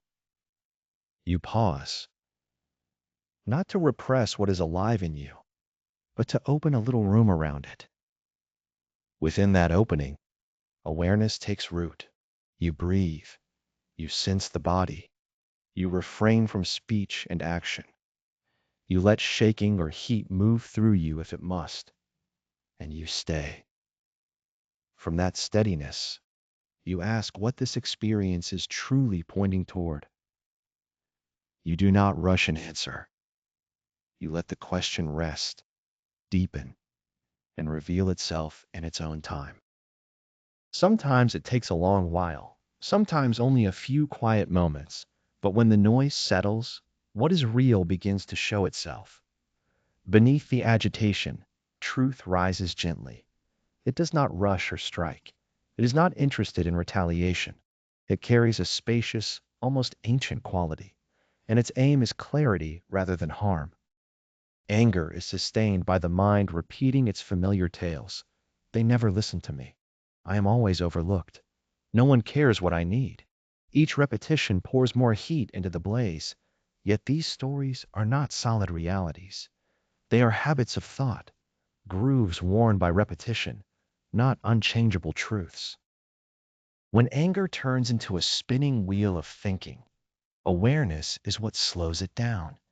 You can gently label what is happening, naming the mental movement without judgment. Thinking, gripping, resisting. The point is not to banish it, but to wake up from the spell. In many paths, practices of kindness are offered as a way to melt the hard edges of anger. The practice always starts close to home. May I be at ease. May I be protected. From there, the circle widens, step by step, until it includes others, even the one who sparked the fire. This is not an endorsement of their actions.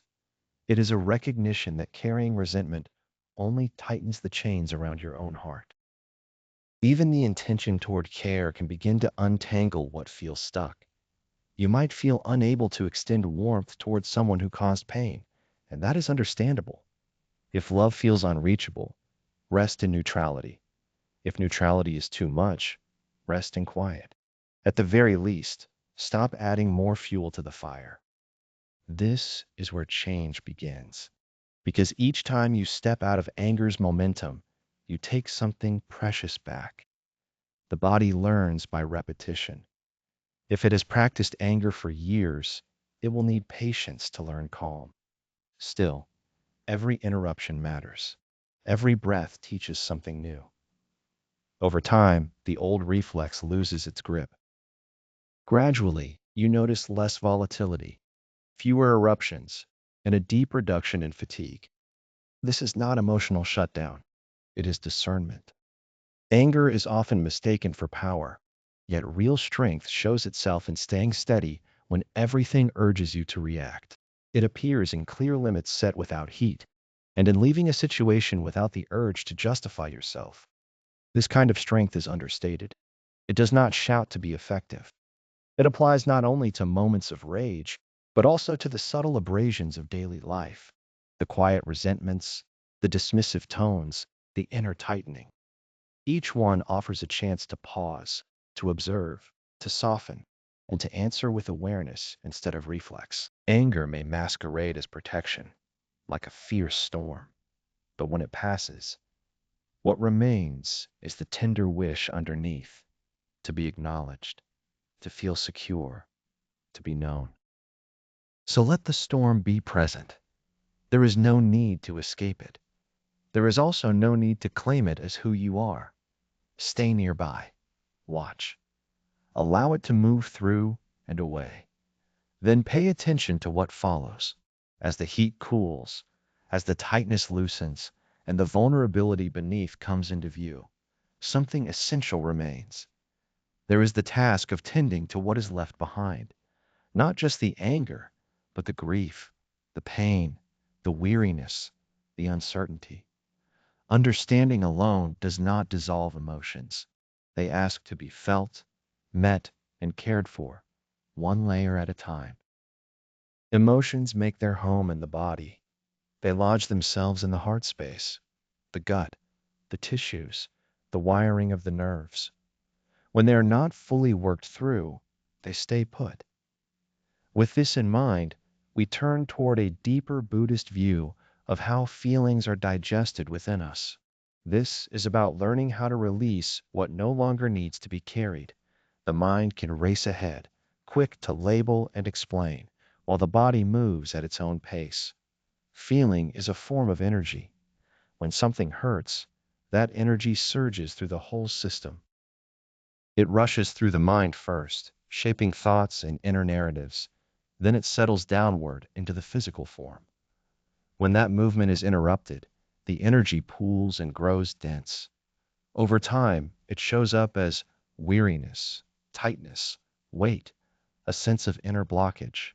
Just as with a meal, feelings require space and time to be digested. They ask for presence, for quiet attention, for room to flow. Without that, they begin to decay inside us. In Buddhist teaching, emotional life is handled much like nourishment.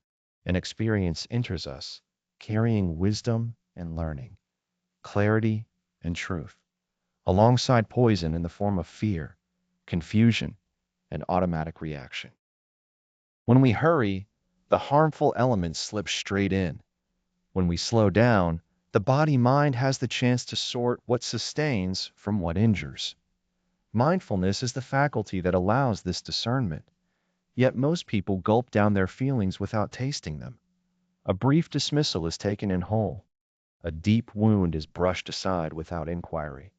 A flicker of fear is neglected until it hardens in the belly like a rock. Buddhist awareness points toward another way of meeting these moments. Stop. Notice. Stay with what has arisen. Let the experience unfold and reveal itself before it is tucked away. When attention is steady and kind, emotion is allowed to breathe rather than being forced underground. It is transformed through digestion. Pushing feelings away is like inner blockage. Constant distraction is like overeating. Explosive reaction is like purging what was never understood. True digestion is the middle path. You neither reject what you feel nor hurl it outward at others, and you do not cling to it or circle it endlessly. You meet the emotion completely, without blame, and let it move on in its own time. This is not merely poetic language. Research now confirms that suppressing feelings reshapes the nervous system and weakens the immune response. The body remembers everything. When feelings are pushed aside, the body quietly holds what the mind did not want to touch. In Buddhist practice, the approach is very different, offering a slow and kind cleansing that happens through awareness rather than force. You begin by sitting still and sensing where an emotion has taken root. You might notice that sadness gathers as a pressure or heaviness in the chest. Perhaps anxiety shows up as a restless flutter low in the belly. Instead of resisting it or trying to solve it, you stay close to the raw sensation. You breathe gently into that place, letting it know it has permission to exist. And with that simple allowance, the feeling starts to loosen and shift. It may intensify, soften, or morph into something new, but once it is met with clarity, it does not remain rigid. This is how emotional digestion begins. There is no need for analysis or narrative, only the direct experience of sensation held in mindful breath. The body starts to metabolize the feeling on an energetic level. Tears might come, trembling might arise, or waves of sensation may pass through. All of this is welcome. It is not a problem, it is release. This is the nervous system finding its balance again. Walking meditation offers another doorway, inviting movement to help emotions circulate and unwind. Each step becomes a quiet letting go. Each inhale and exhale opens a little more room inside. When a feeling feels too vast to sit with, movement itself becomes healing. Sound can also support this opening through humming or gentle song. Even the softest vibration can unlock emotions stored around the throat and heart. So many people hold pain in their voices, sentences never spoken, truths pressed down and hidden. Allowing sound to carry the emotion out, even without language, helps complete the release. This is not about performing or expressing for others. It is about cleansing from within. Across all these practices, the essential element is mindful presence. You stay with the experience, but you do not lose yourself inside it. You meet the emotion as a visitor, not as the one in charge. There is no rushing and no trapping it in place, only letting it run its natural course. Just like digestion, it unfolds in its own time. When you interrupt or suppress it, the process stalls or erupts in unhealthy ways. When you trust the rhythm, calm arrives on its own.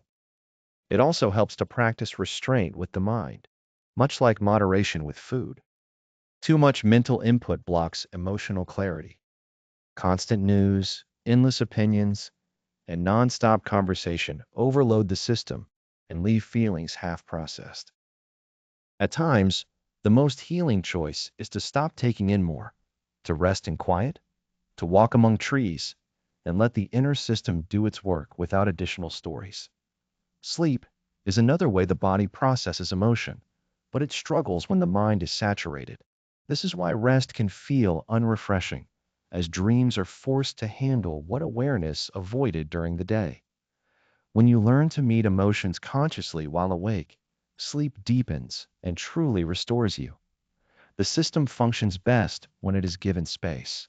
This leads to the practice of emotional chewing, slowing down before reacting, replying, explaining, or acting. You stay with the feeling a little longer, you taste it fully, and you gently question whether what you are sensing is solid and true or simply passing through. Is this feeling something you are creating now or an echo rising from the past? When you pause, when you slow the inner chewing, the nervous system has room to sense whether what is present is fresh or simply being stirred awake. What seems like sadness from today may be an old trace, loosened by a small moment. This is why moving slowly is not a delay, but a form of reverence. A rushed mind snaps and judges, while a patient mind allows things to be absorbed. There is no need to dissect every emotion the moment it appears. That urge to analyze is often another way of avoiding the feeling itself. Meaning can wait. Let the body be the first to listen. Allow the wave to move through. Only afterward, gently ask what it has to teach. The sequence is important. Sensation before interpretation. Experience first, insight later. At times, when the feeling settles, nothing remains to explain. Not every emotion carries a message. Some are like shifting winds, temporary patterns in the atmosphere. You are not required to trace every cloud back to its origin. Stay present and let the openness return on its own. This is part of learning emotional intelligence at a deeper level. With practice, your relationship to life subtly changes. Reactivity softens, not because you are numb, but because you are more clear, more unburdened. Feelings arise. You meet them honestly. They move through. And then there is space again. Nothing clings. Nothing piles up. From this openness, a genuine calm can emerge. It is not manufactured or pretend, but grown through the courage to feel what others turn away from. So when an emotion appears, relate to it as nourishment. Take your time with it. Sense it fully. Let awareness break it down and release what does not sustain you. In this way, feeling becomes understanding. Once you know how to fully process emotions, letting the body dissolve the charge of fear, grief, or delight without storing leftovers, another layer becomes visible. What follows the emotion matters as much as the emotion itself. How you respond is where patterns are shaped. This is karma, not myth or moral judgment, but motion. The quality of your actions sets the direction you continue to travel. Every response plants something. Every decision adds a line to the unfolding narrative of your life. Moment by moment, the habit of reaction quietly influences what comes next. This is often missed when people hear the word karma in Buddhist teachings. It is not punishment from the universe or a reward system in the sky. It is simple causality. Thought stirs, the body acts, the world answers. And the effects are not only external.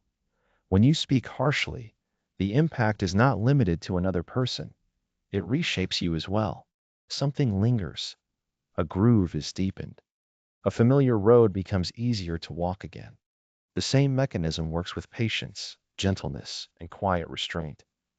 What you practice becomes the path beneath your feet. They are more than passing responses. They quietly shape the person you are becoming. Every time awareness drops and reaction takes over, the groove deepens. Irritation finds you faster. Judgment fires sooner. Bitterness slips in without effort. And as these responses turn reflexive, awareness has less room to breathe. Karma is not merely about events unfolding, but about the same patterns replaying themselves when attention goes missing. Something begins to change the moment you start noticing reactivity as it happens. You catch how swiftly it appears, almost before thought. The body speaks first, a constriction in the throat, heat rising in the chest, a subtle shaking in the hands. Instead of believing it, you name it for what it is, a surge of impulse, not a command or a fact. Right there, in that brief gap between feeling and doing, a crossroads appears. That pause holds the power to either recycle old momentum or redirect it entirely. Karma is not abstract in that instant. It is reactivity unfolding in real time, asking whether it will be followed or released. This momentum does not fade just because you wish it away. It softens when you step in and interrupt, gently, not through force or self-blame, but by stopping, breathing, and watching. You sense the urge, acknowledge the wave, and choose a different response. In that simple act, long conditioned habits begin to loosen. It may feel small, but in the language of karma, it is profound. Every reaction carries a quiet narrative about the self. I am always impatient. I take things too personally. I cannot accept being challenged. These sentences run beneath awareness, shaping how each moment is met. Yet these are not fixed truths. They are practiced behaviors. Unseen, they steer the course of a life. Seen clearly, they open into possibility. When awareness meets habit, a doorway appears, and stepping through it is what this path calls freedom, not an escape from life, but release from repeating the same inner loops. This freedom does not erase feeling. Anger still arises, sorrow still visits, joy still flickers.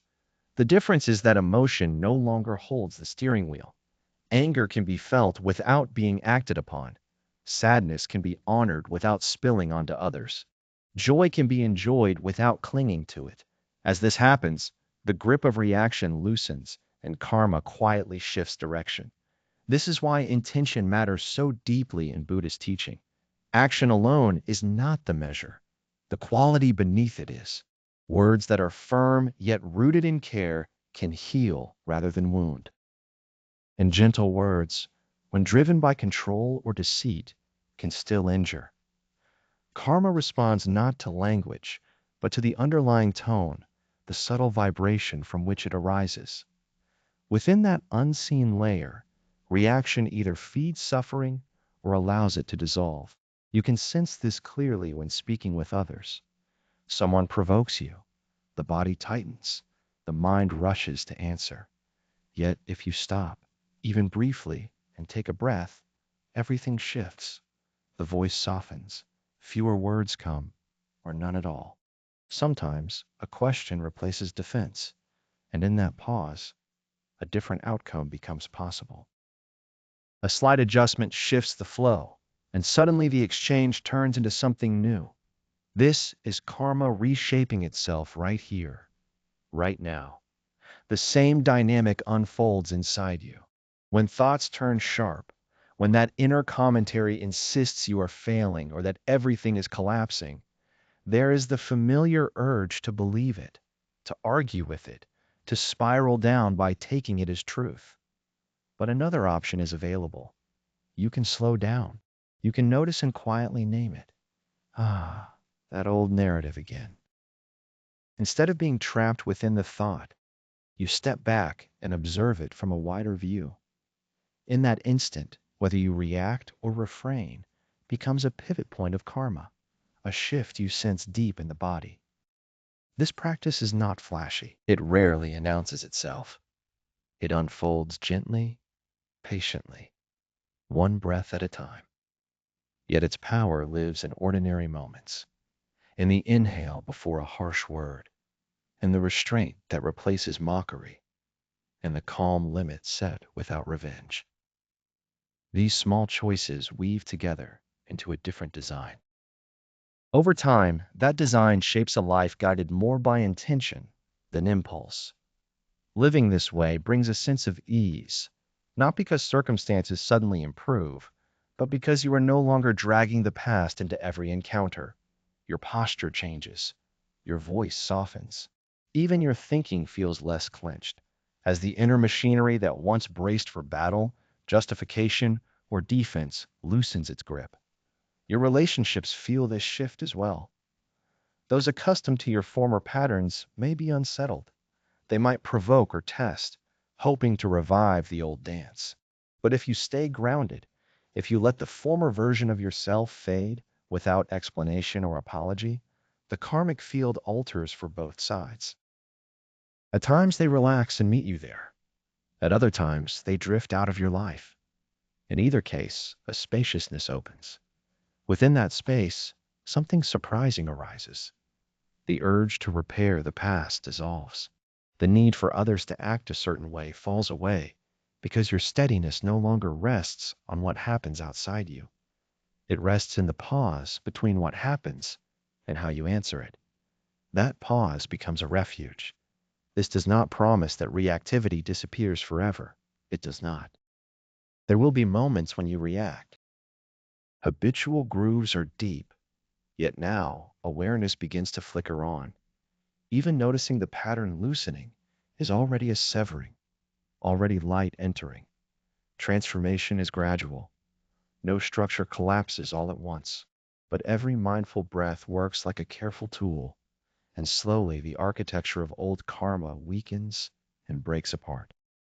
With time, you sense the burden easing. Life continues to surge and shift, yet you are no longer thrown by every movement. You can witness the swell of emotion without being submerged. You can sense attraction or resistance without being swept away by it. This is not shutting down. It is skillful command. So when you feel the first flicker of reaction ignite, pause.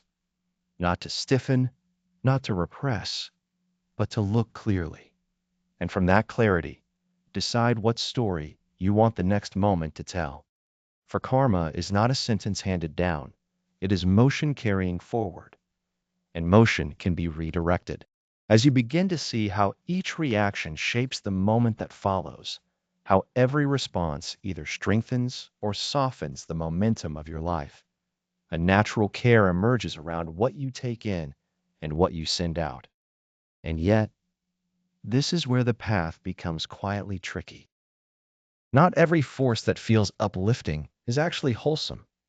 Brightness can be mistaken for wisdom, and intensity can masquerade as truth. There is an emotion many pursue as if it were holy, yet it is not illumination, but fever. When that fever flares without understanding, it quietly turns into another way the heart suffers. Here, the Buddhist path points to the counterfeit flame of overstimulation, fixation, and forced optimism. Excitement is rarely examined. People rush toward it, trust it, assume it means they are aligned. The quickened pulse, the grand vision, the spark of inspiration, the rush of a new idea, a new bond, a new horizon. It certainly feels like vitality, but so does a blaze tearing through a forest. So does disorder. Without the anchor of awareness, this heightened state becomes only another reflex, another way of running, cleverly dressed up as happiness. Unexamined excitement is a tempest wearing the mask of daylight. It drives the body and mind beyond their natural pace. It grips the nerves, whispers false assurances, persuades you that speed equals wisdom, volume equals truth, accumulation equals meaning.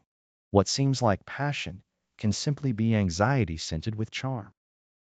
What appears as drive may actually be a dread of quiet posing as direction.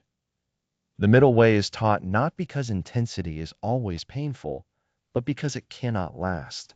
When energy spills beyond containment, it becomes a dependency not on drugs, but on stimulation, success, novelty, anything that prevents stillness.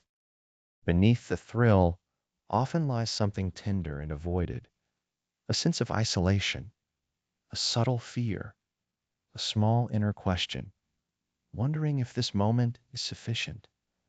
And so the mind lunges toward the next task, the next lover, the next spiritual rush, each surge mimicking evolution. Yet peaks create nothing enduring. They crumble, and when they do, the hollow feeling returns. Not because existence lacks meaning, but because the excitement was on loan, and borrowed energy always demands repayment. This is how restlessness is mislabeled as insight, how haste is confused for knowing, how serenity is exchanged for the buzz of novelty. True peace is quiet. It does not announce itself or tug at your awareness. It keeps you rooted in your body. Excitement often does the opposite. It lifts you in a way that feels transcendent, yet leaves you unmoored. Any energy without grounding, however radiant it seems, eventually drops away. This is not an invitation to dullness, but to discernment, to sense the difference between real joy and frantic grasping, between inward vitality and outward chasing. The kind of excitement born from stillness is clean and steady. It does not steal your breath or scatter your thoughts. It unfolds gradually, like a small flame that quietly warms from the inside out. The excitement born of fear flares and consumes itself. It leaves residue. This false fire shows up in inflated promises, in the compulsive urge to agree to everything, to repair everything, to embody everything. Modern culture applauds this energy. Move faster, push harder, never stop. Yet the Buddha cautioned against excess of every kind, even when it wears the costume of virtue. Heightened energy without awareness is not goodness. It is self-harm disguised as enthusiasm. Its danger is subtle because it blends in so well. The person who is endlessly energized, endlessly positive, endlessly shining is rarely questioned at all. When the current of energy never pauses, when it refuses to land, it is often being quietly fueled by fear. Fear of disappearing from view, fear of not doing enough, fear of sinking into silence and facing the simple truth that nothing outside yourself can make you whole. Along the path, excitement can easily masquerade as awakening. There is a rush that comes with insight, a thrill in discovery, an uplift that feels spiritual but carries an edge of restlessness. But when we begin to pursue that rush, it becomes just another snare. Meditation was never meant to be a spectacle. The teachings are not theater, and awakening is not a surge of adrenaline. Real practice has a quiet depth. It is steady and unforced, not because it is empty or dull, but because it does not need applause or confirmation. So how can you sense the difference between genuine joy and borrowed heat? Notice what is left behind. True joy creates room inside you. False fire leaves hunger in its wake.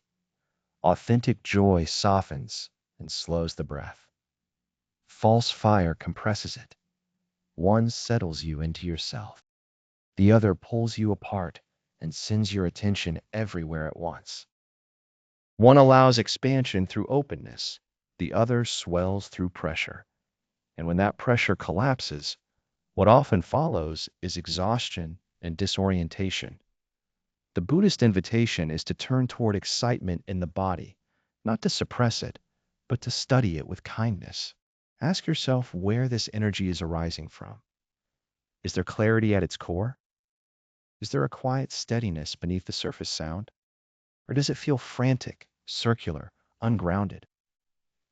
Do you sense a deeper aliveness?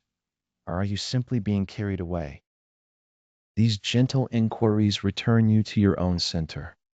And from that center, energy naturally ripens into understanding. Stillness does not erase excitement. It provides the space in which excitement can be recognized. It is the place where energy is allowed to move without dominating the mind. Here, emotions can flow without hardening into a sense of self.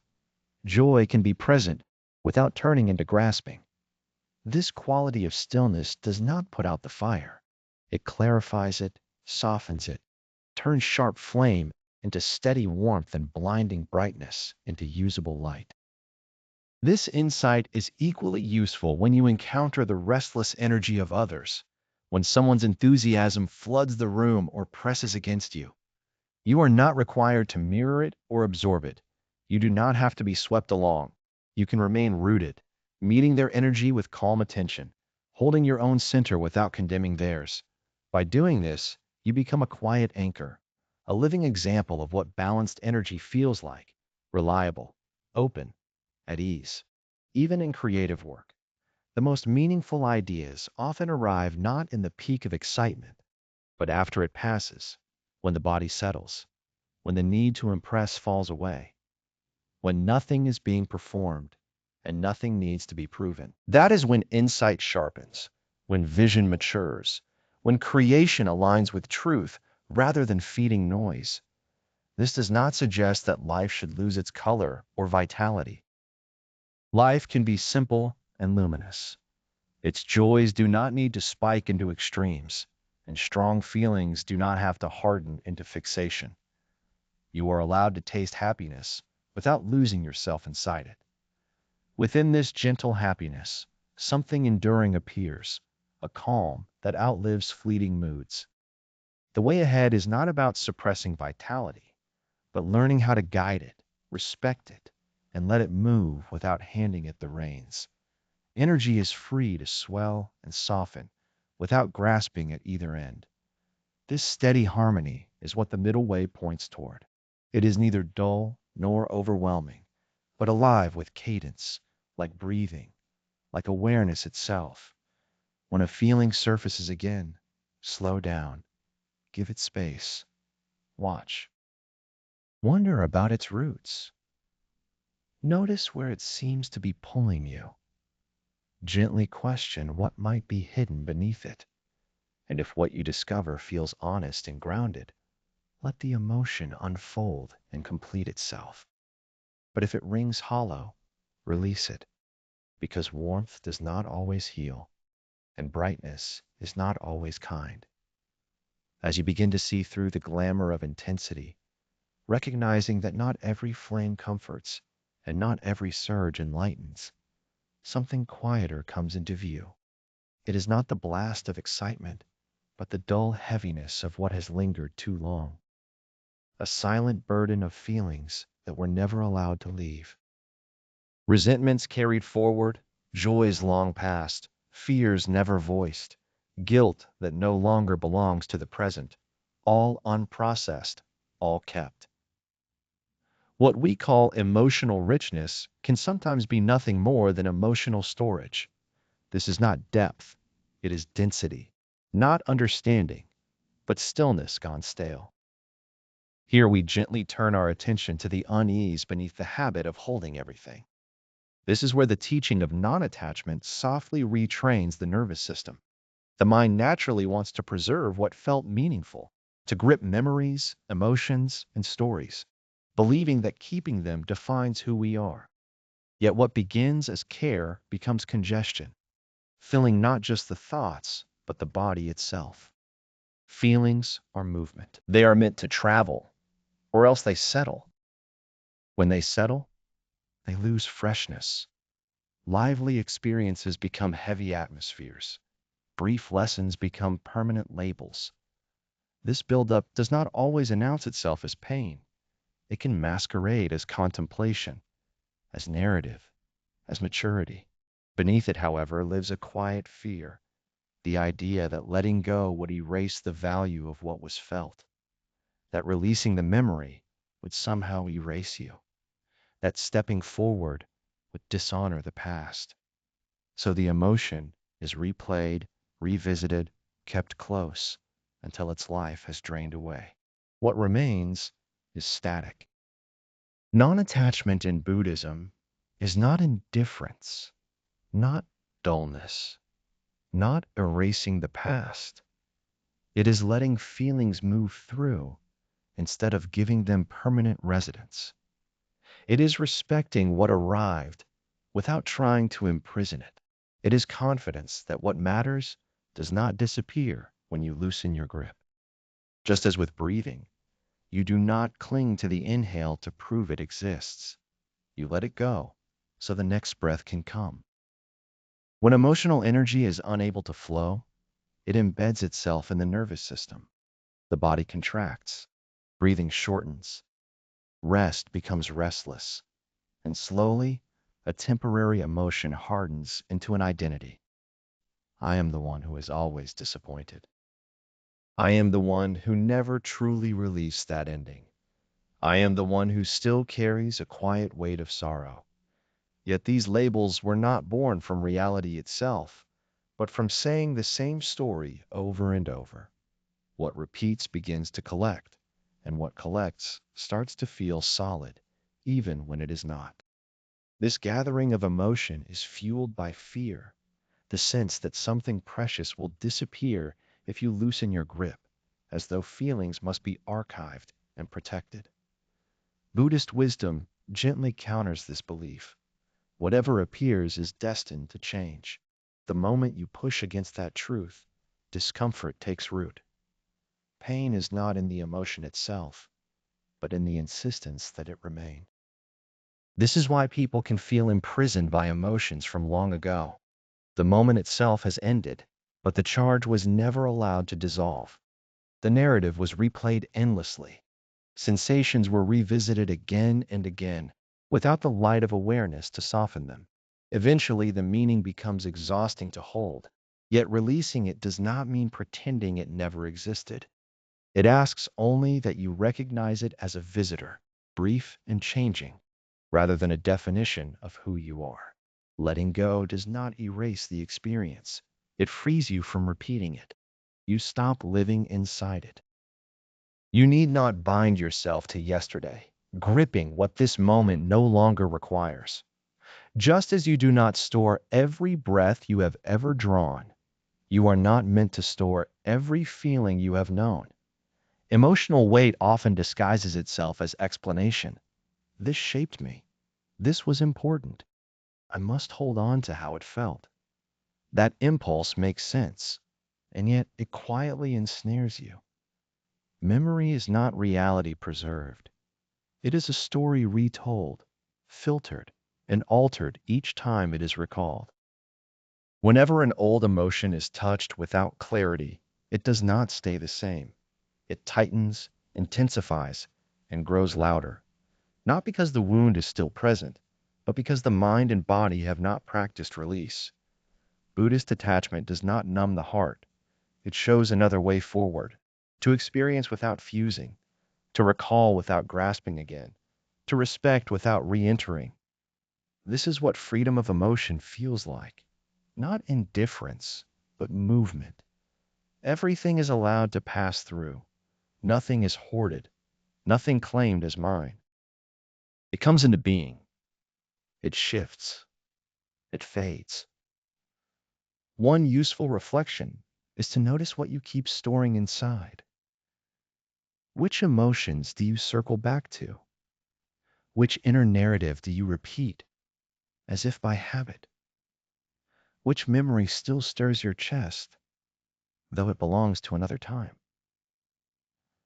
Watch the attachment closely, then gently inquire what you believe you are guarding. Often it is not the feeling itself, but the identity woven around it, the meaning it offered, the sense of being seen, the version of yourself it helped create.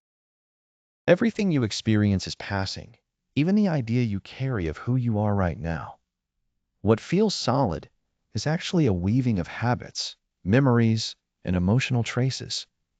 When you become willing to loosen your grip on what has been stored, you begin to encounter yourself differently, not defined by pain or victory, not labeled by sorrow or delight, but sensed as simple presence. Awake, open, unburdened. Much of what we carry emotionally is held in place by a quiet confusion about what healing is supposed to look like.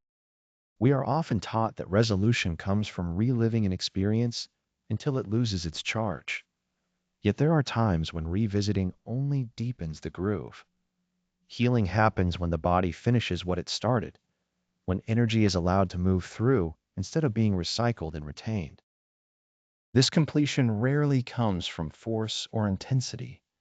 More often it arrives through gentleness, through giving permission, through letting a feeling surface, crest, and naturally fade without pursuit.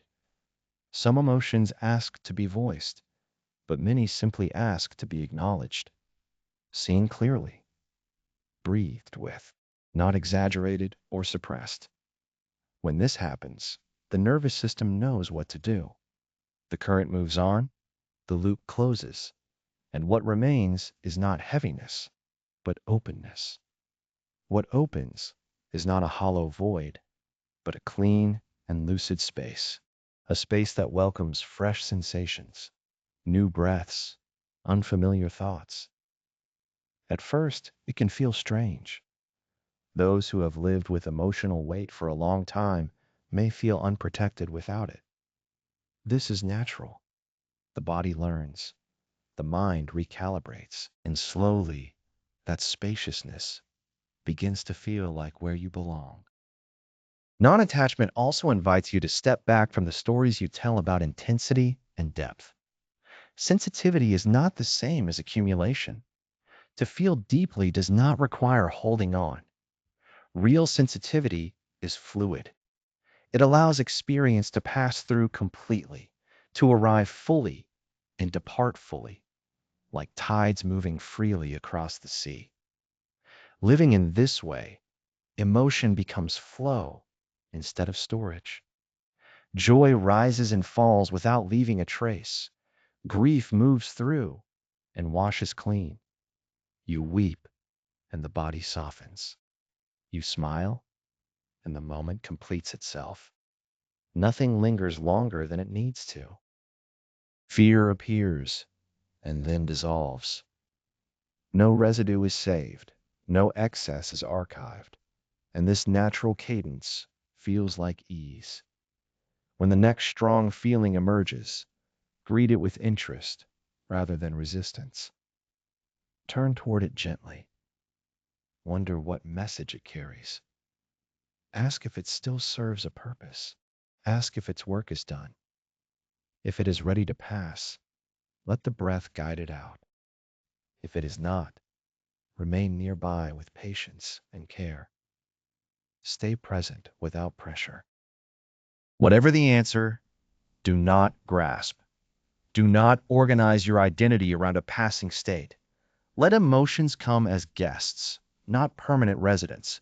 Your inner world was never meant for storage. It was designed for movement, not a vault, but a flowing stream. When the body releases its stored charge and space opens where tension once lived, another kind of burden often reveals itself. This one does not live in tissue or memory, but in thought. It whispers instead of shouts, yet it drains just as much. It shows up in quiet moments, under running water, in the dark before sleep, during walks, and in pauses between words. The mind replays conversations that never occurred, or revisits old ones with sharper comebacks and stronger defenses, rehearsing a life that exists only in imagination. These are conversations with no living presence, yet they quietly drain more calm than we realize. They slip in uninvited, wearing familiar voices, sounding like people from your life. In your mind, you explain and justify, clarify what went wrong, polish the words you wish you had spoken. The dialogue plays on, unseen, unanswered, looping in the background of your awareness. Even when the room is still and nothing is unfolding, the body responds as though it is. Your pulse quickens, muscles tighten, phrases press forward behind the jaw, yet no one stands before you. There is only you, alone with a replay that refuses to fade. The mind tells itself it is preparing or resolving something, but this is the quiet trick. Instead of freedom, it remains anchored to a past that is finished or a future that exists only in imagination. These inner arguments can feel useful, even necessary, but they are mirages. Nothing truly mends by debating a memory. There is no rest in claiming victory in a discussion that never leaves the mind. In the Buddhist view, thinking itself is not the enemy. The difficulty begins when we grasp and hold on. A thought that rises and falls causes no harm, yet when you step inside it, defend it, and give it a storyline, suffering is born. Ghost conversations reveal this clearly. They are not painful because they appear, but because they are prolonged. Attention keeps them alive, and wherever attention goes, vitality follows. They often start where something feels incomplete. Words were cut short, silence replaced response, a limit was crossed, and the mind that seeks resolution begins to circle. It replays the scene, reshapes it, imagines a moment where you are finally recognized, respected, and understood. But that imagined ending never truly comes because the mind cannot supply what only awareness can give. These conversations are woven from what is missing. To loosen their hold, begin simply by seeing them gently, without criticism. There is no need for self-blame. Just recognize the pattern as it unfolds. Oh, this again. Here is the familiar need to explain, to be right. That quiet acknowledgement is enough to open a gap. Awareness interrupts the spell. The instant you recognize the unreality of the scene, you are no longer trapped inside it. Then invite the body back into the field of attention. These imagined exchanges race through the mind, looping and abstract. Let sensation ground you instead. Notice where the body is holding. Observe the breath as it moves. Allow the shoulders to drop. Sense the contact of your feet with the floor. When awareness settles into the body, imagination loosens its grip. You are returned to this moment, and this moment is the only home peace has. Loving kindness can also guide you here, since these inner dialogues are often powered by hurt, fear, or longing to be understood. When you offer goodwill to the figure in your thoughts, not as a reward for them, but as an act of care for yourself, the tension softens and the struggle begins to fade. Quietly, you offer yourself a simple intention. May I be well? May I rest in peace? May I loosen my grip on this story?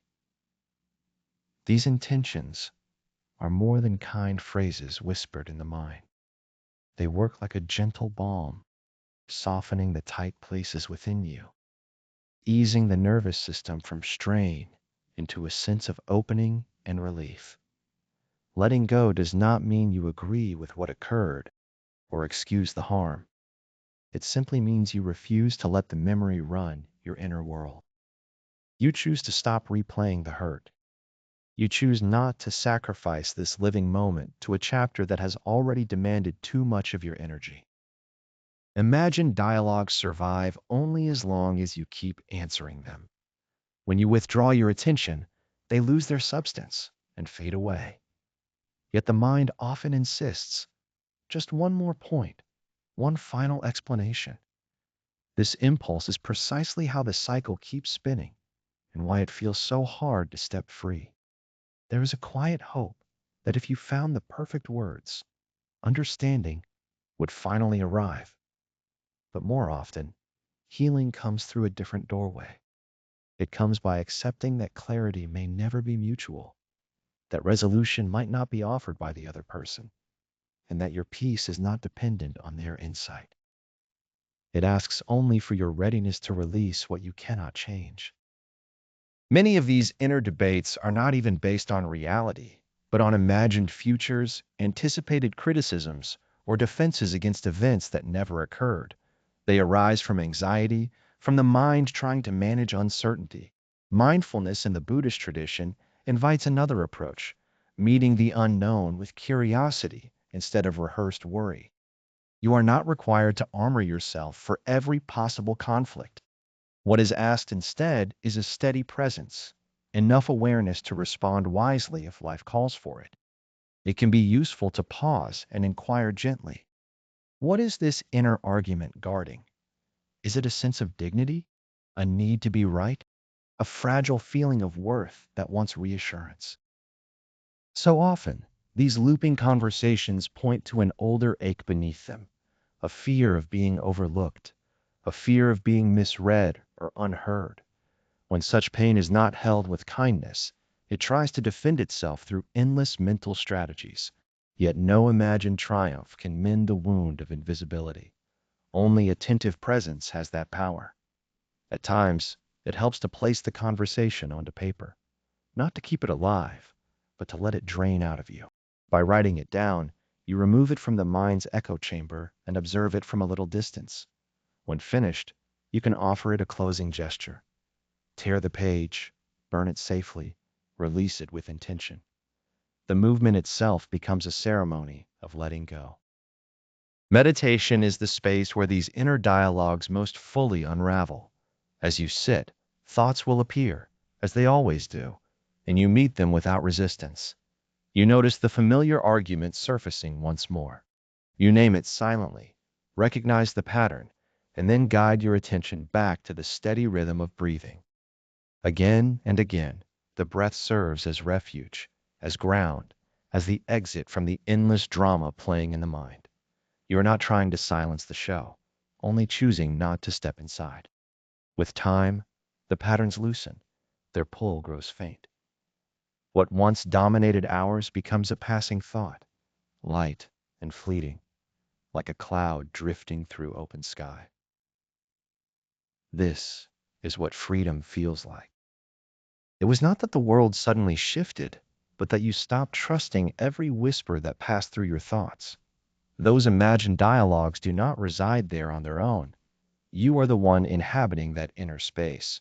And you are worthy of a mind that feels gentle rather than combative, that shelters quiet instead of debate, that holds ease rather than recycled resentment. When those imagined exchanges arise again, meet them softly. Let them be seen, appreciated for revealing where tenderness still lives. Then choose not to nourish them and guide your attention back to the body, to the rhythm of breathing, to the simple fact of being alive. This moment is where you stand. The past does not ask to be replayed once more. As the mind releases arguments that were never spoken aloud, as the inner noise fades and the present begins to speak clearly again, another sensation may surface.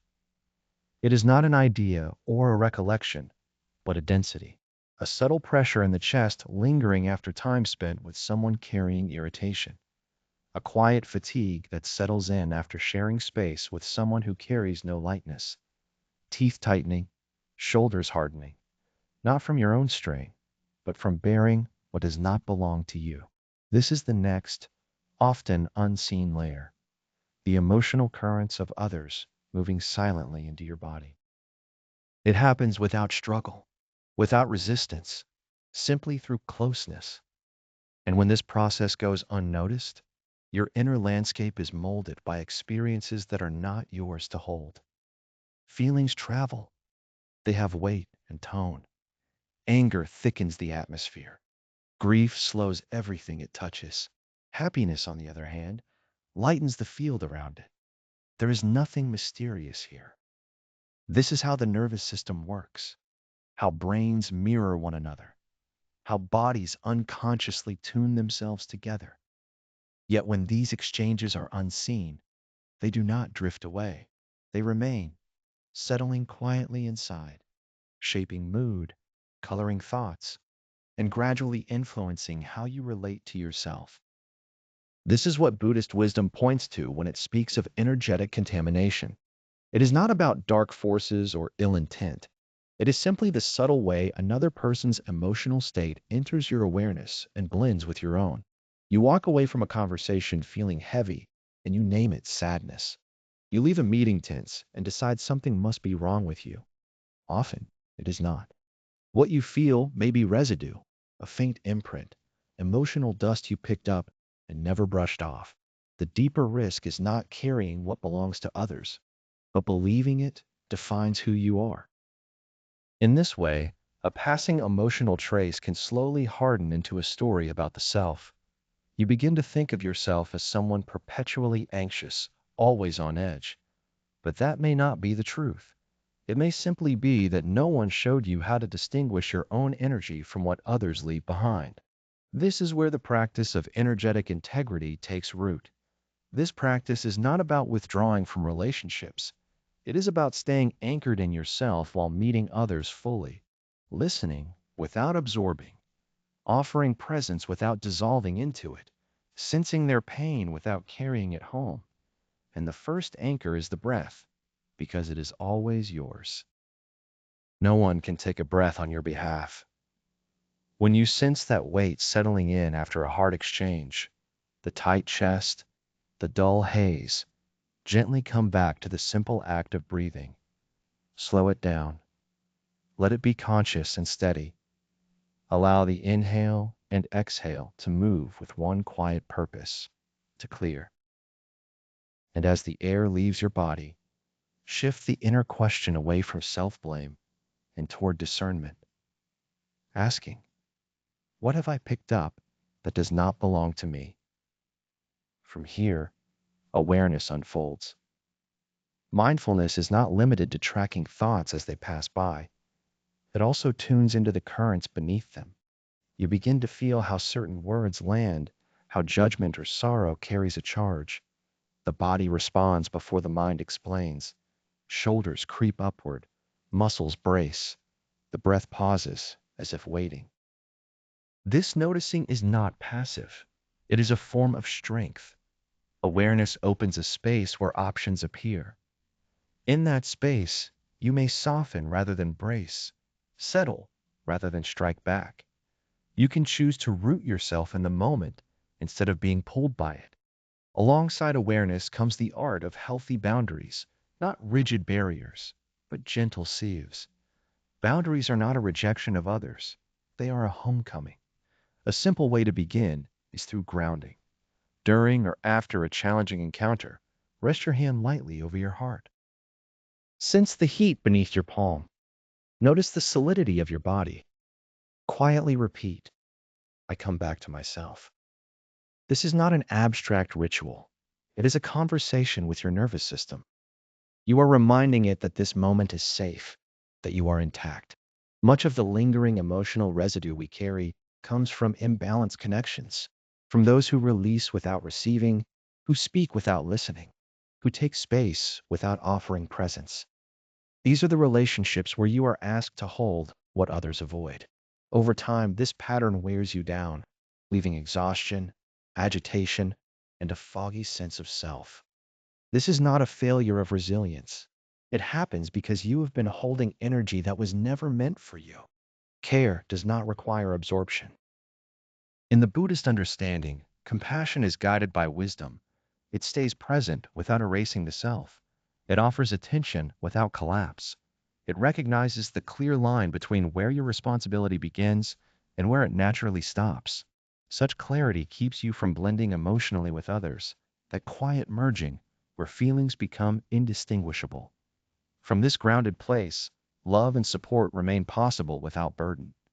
At times, what weighs on you is not tied to one person at all. It is the mood of a room, the undercurrent of a workplace heavy with unsaid truths, a house steeped in long-held sorrow, a family gathering smiling on the surface while tension hums beneath. These environments leave traces, and if they are not released, they travel with you. Water offers a gentle way to reset. Enter a bath with awareness, not just to wash the body, but to clear the surrounding field. As water moves across you, softly affirm that you are letting go of what is not yours. Allow it to rinse your skin, your breathing, your center. This is not about superstition. It is about calming the system, creating a pause where balance can return. Even quiet has healing power. After emotionally charged interactions, give yourself time alone, not as withdrawal, but as restoration. Listen for your own tone again. Ask yourself how you feel when no one else is present. Often, the answer shows you exactly what you never needed to carry. Practices like a gentle body scan can support you here. Let your attention begin at the crown of the head, then drift slowly down through the body. As you travel, sense what is present, perhaps tightness, warmth, tingling, or areas that feel distant. Wherever you arrive, offer a soft breath, as if the inhale is listening and the exhale is soothing. Quietly turn inward and ask whether what you are feeling truly belongs to you. If something in you senses that it does not, give yourself permission to let it go. No reasoning is required, only allowance. With time, a clarity grows between caring deeply and losing yourself. Empathy stays connected while remaining whole. Blending with another erases the boundary of self. One path opens the heart, the other drains it dry.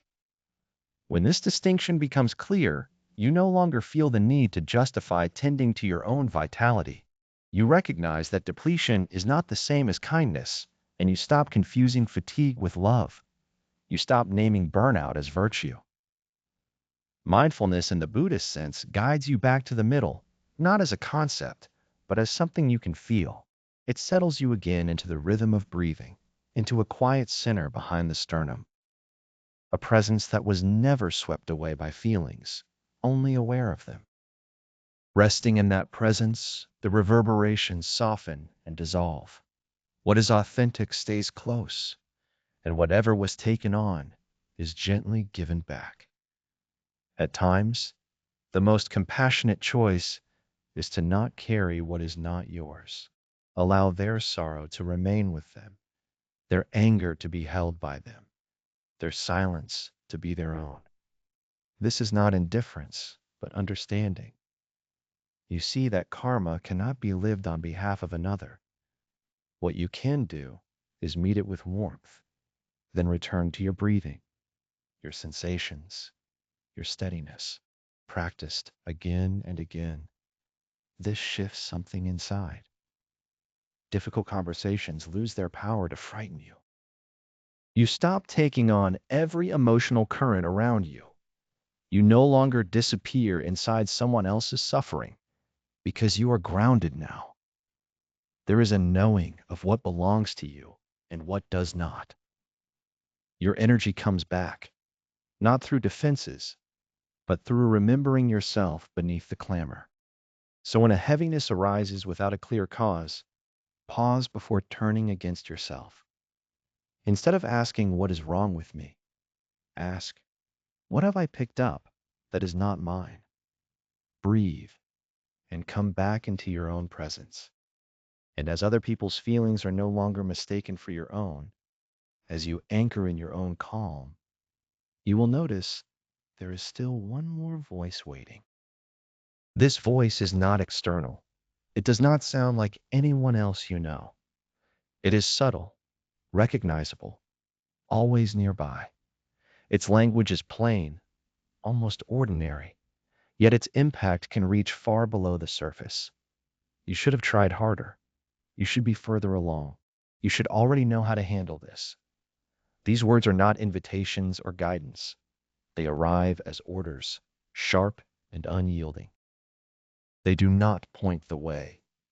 They cut. This is the quiet territory of inner pressure, the unseen force of obligation turned inward. The word itself seems innocent enough. It suggests order, ambition, forward movement. Yet when it becomes the tone of your inner dialogue, it stops offering direction and begins delivering verdicts. Each time you say should, there is an unspoken message that the present moment is lacking, that who you are right now, how you feel, and where you stand somehow miss the mark, repeated gently but endlessly. This becomes a refined form of self-injury, subtle and socially acceptable, yet deeply painful. In Buddhist teaching, suffering is not blamed on life itself, but on the refusal to meet life as it is. Should is simply resistance dressed up as discipline. It rests on the assumption that something is wrong because reality does not match an inherited plan. And often, that plan was never yours.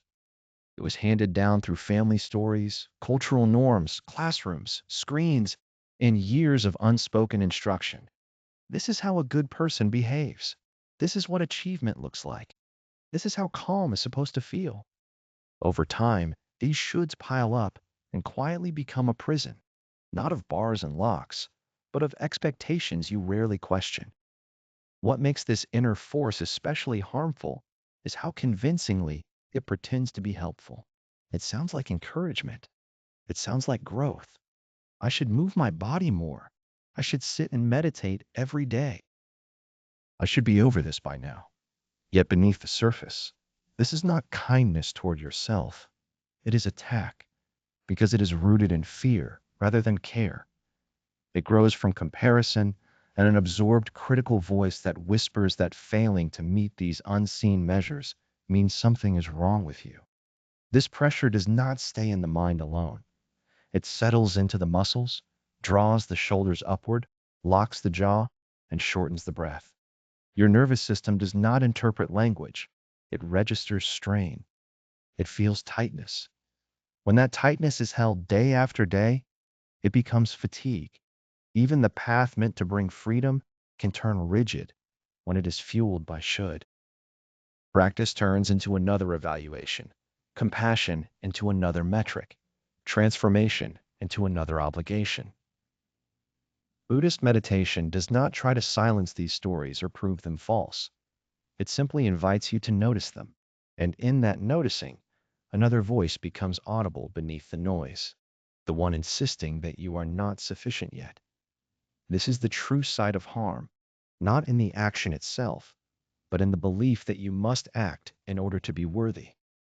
Liberation starts the moment you begin to examine the should. Who placed this demand here? Who gains if I keep believing it? What opens if I loosen my grip on it? At times, what comes next is quiet. At times, grief. At times, an unexpected sense of ease.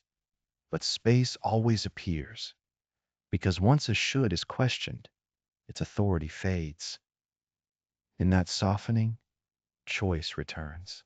Compassion becomes the remedy, not as a concept to admire, but as something practiced through the body and breath each day.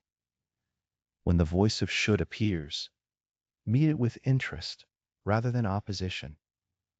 Ask gently which part of you feels threatened. Ask what is truly being asked for in this moment. Very often, the should is only a disguise, hiding a wish for rest, for closeness, for reassurance, for safety. When you tend to these needs directly, something eases inside and the sharp edge of aggression dissolves.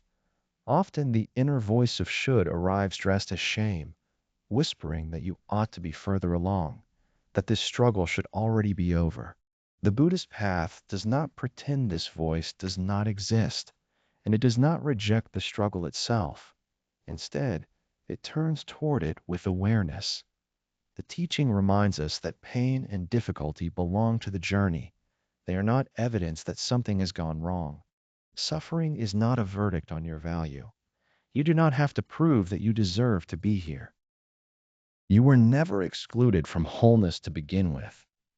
Intentions can be held gently, without sharpening them into tools of self-attack. Longing to evolve is very different from believing you must change in order to be worthy of love. The feeling in your body tells the truth. These two energies are not the same. One carries warmth, the other carries threat, and your nervous system knows which is which. Compassion invites the breath to soften and widen. Obligation tightens the chest.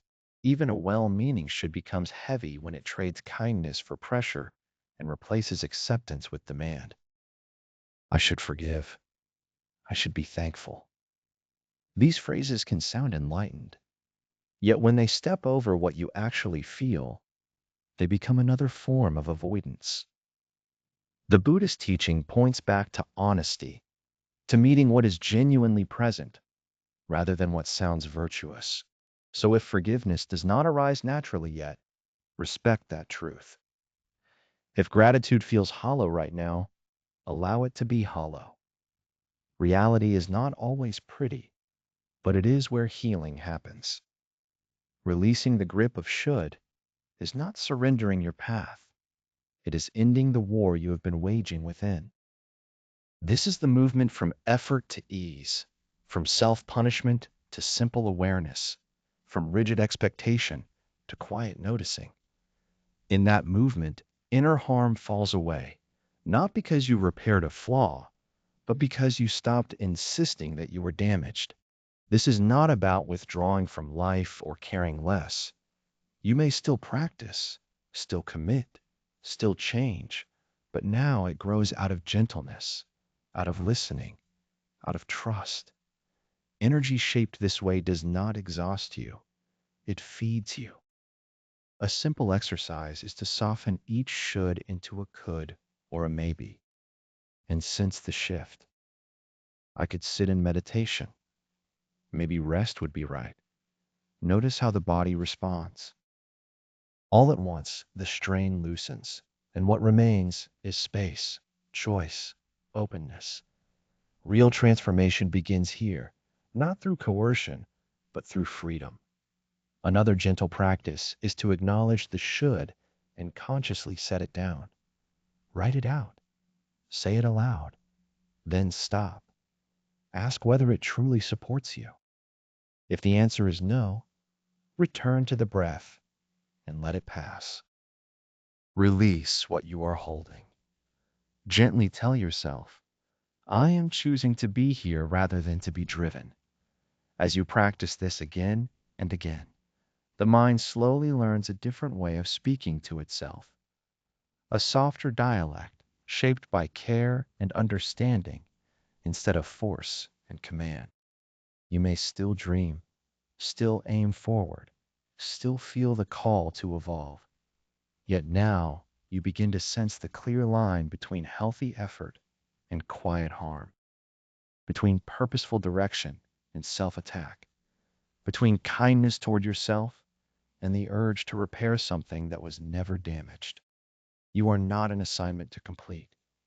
You are a living unfolding, a human presence. And when that familiar voice of should inevitably appears again, meet it gently, acknowledge it.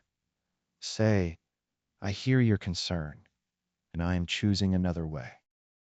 So you come back to breathing, back to the immediacy of now, back to the simple fact that in this very instant, just as you are, nothing is missing. As the tension of should softens and the unseen demands lose their hold, action begins to rise from care rather than comparison. A quiet openness can appear.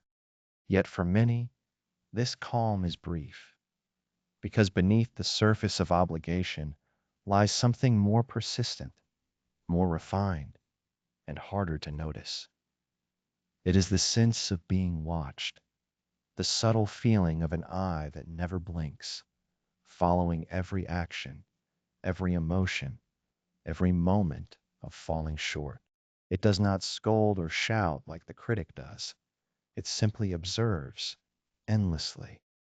And within that constant gaze, life starts to feel staged, as though each moment must be performed.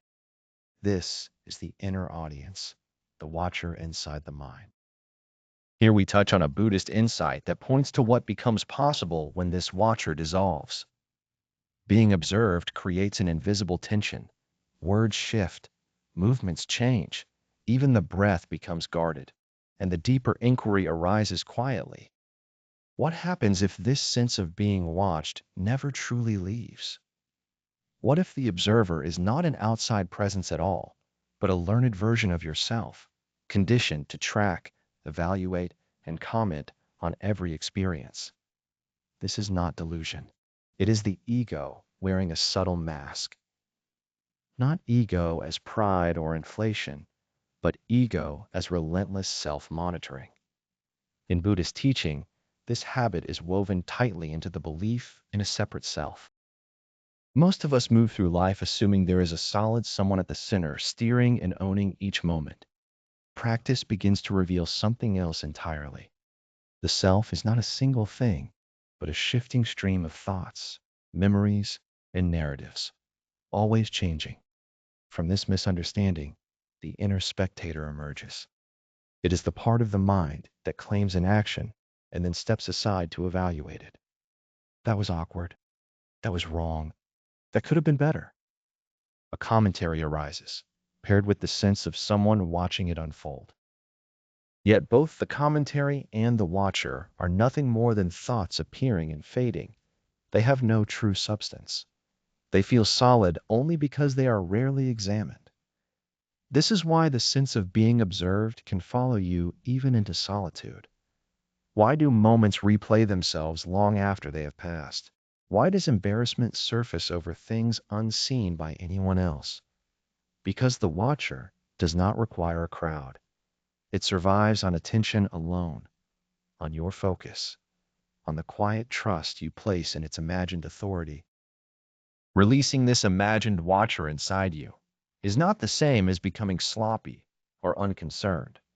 It is the clear recognition that your existence does not require an audience to be real, that your decisions do not need constant explanation, that your emotions do not need a defense. Life does not ask for commentary, only for your attention. And when you stop standing apart from yourself, a subtle but profound shift takes place. You notice yourself smiling more easily. Your body moves before doubt steps in. Feelings pass through without being filtered or corrected. This is not losing control or acting out. It is remembering how it feels to be natural.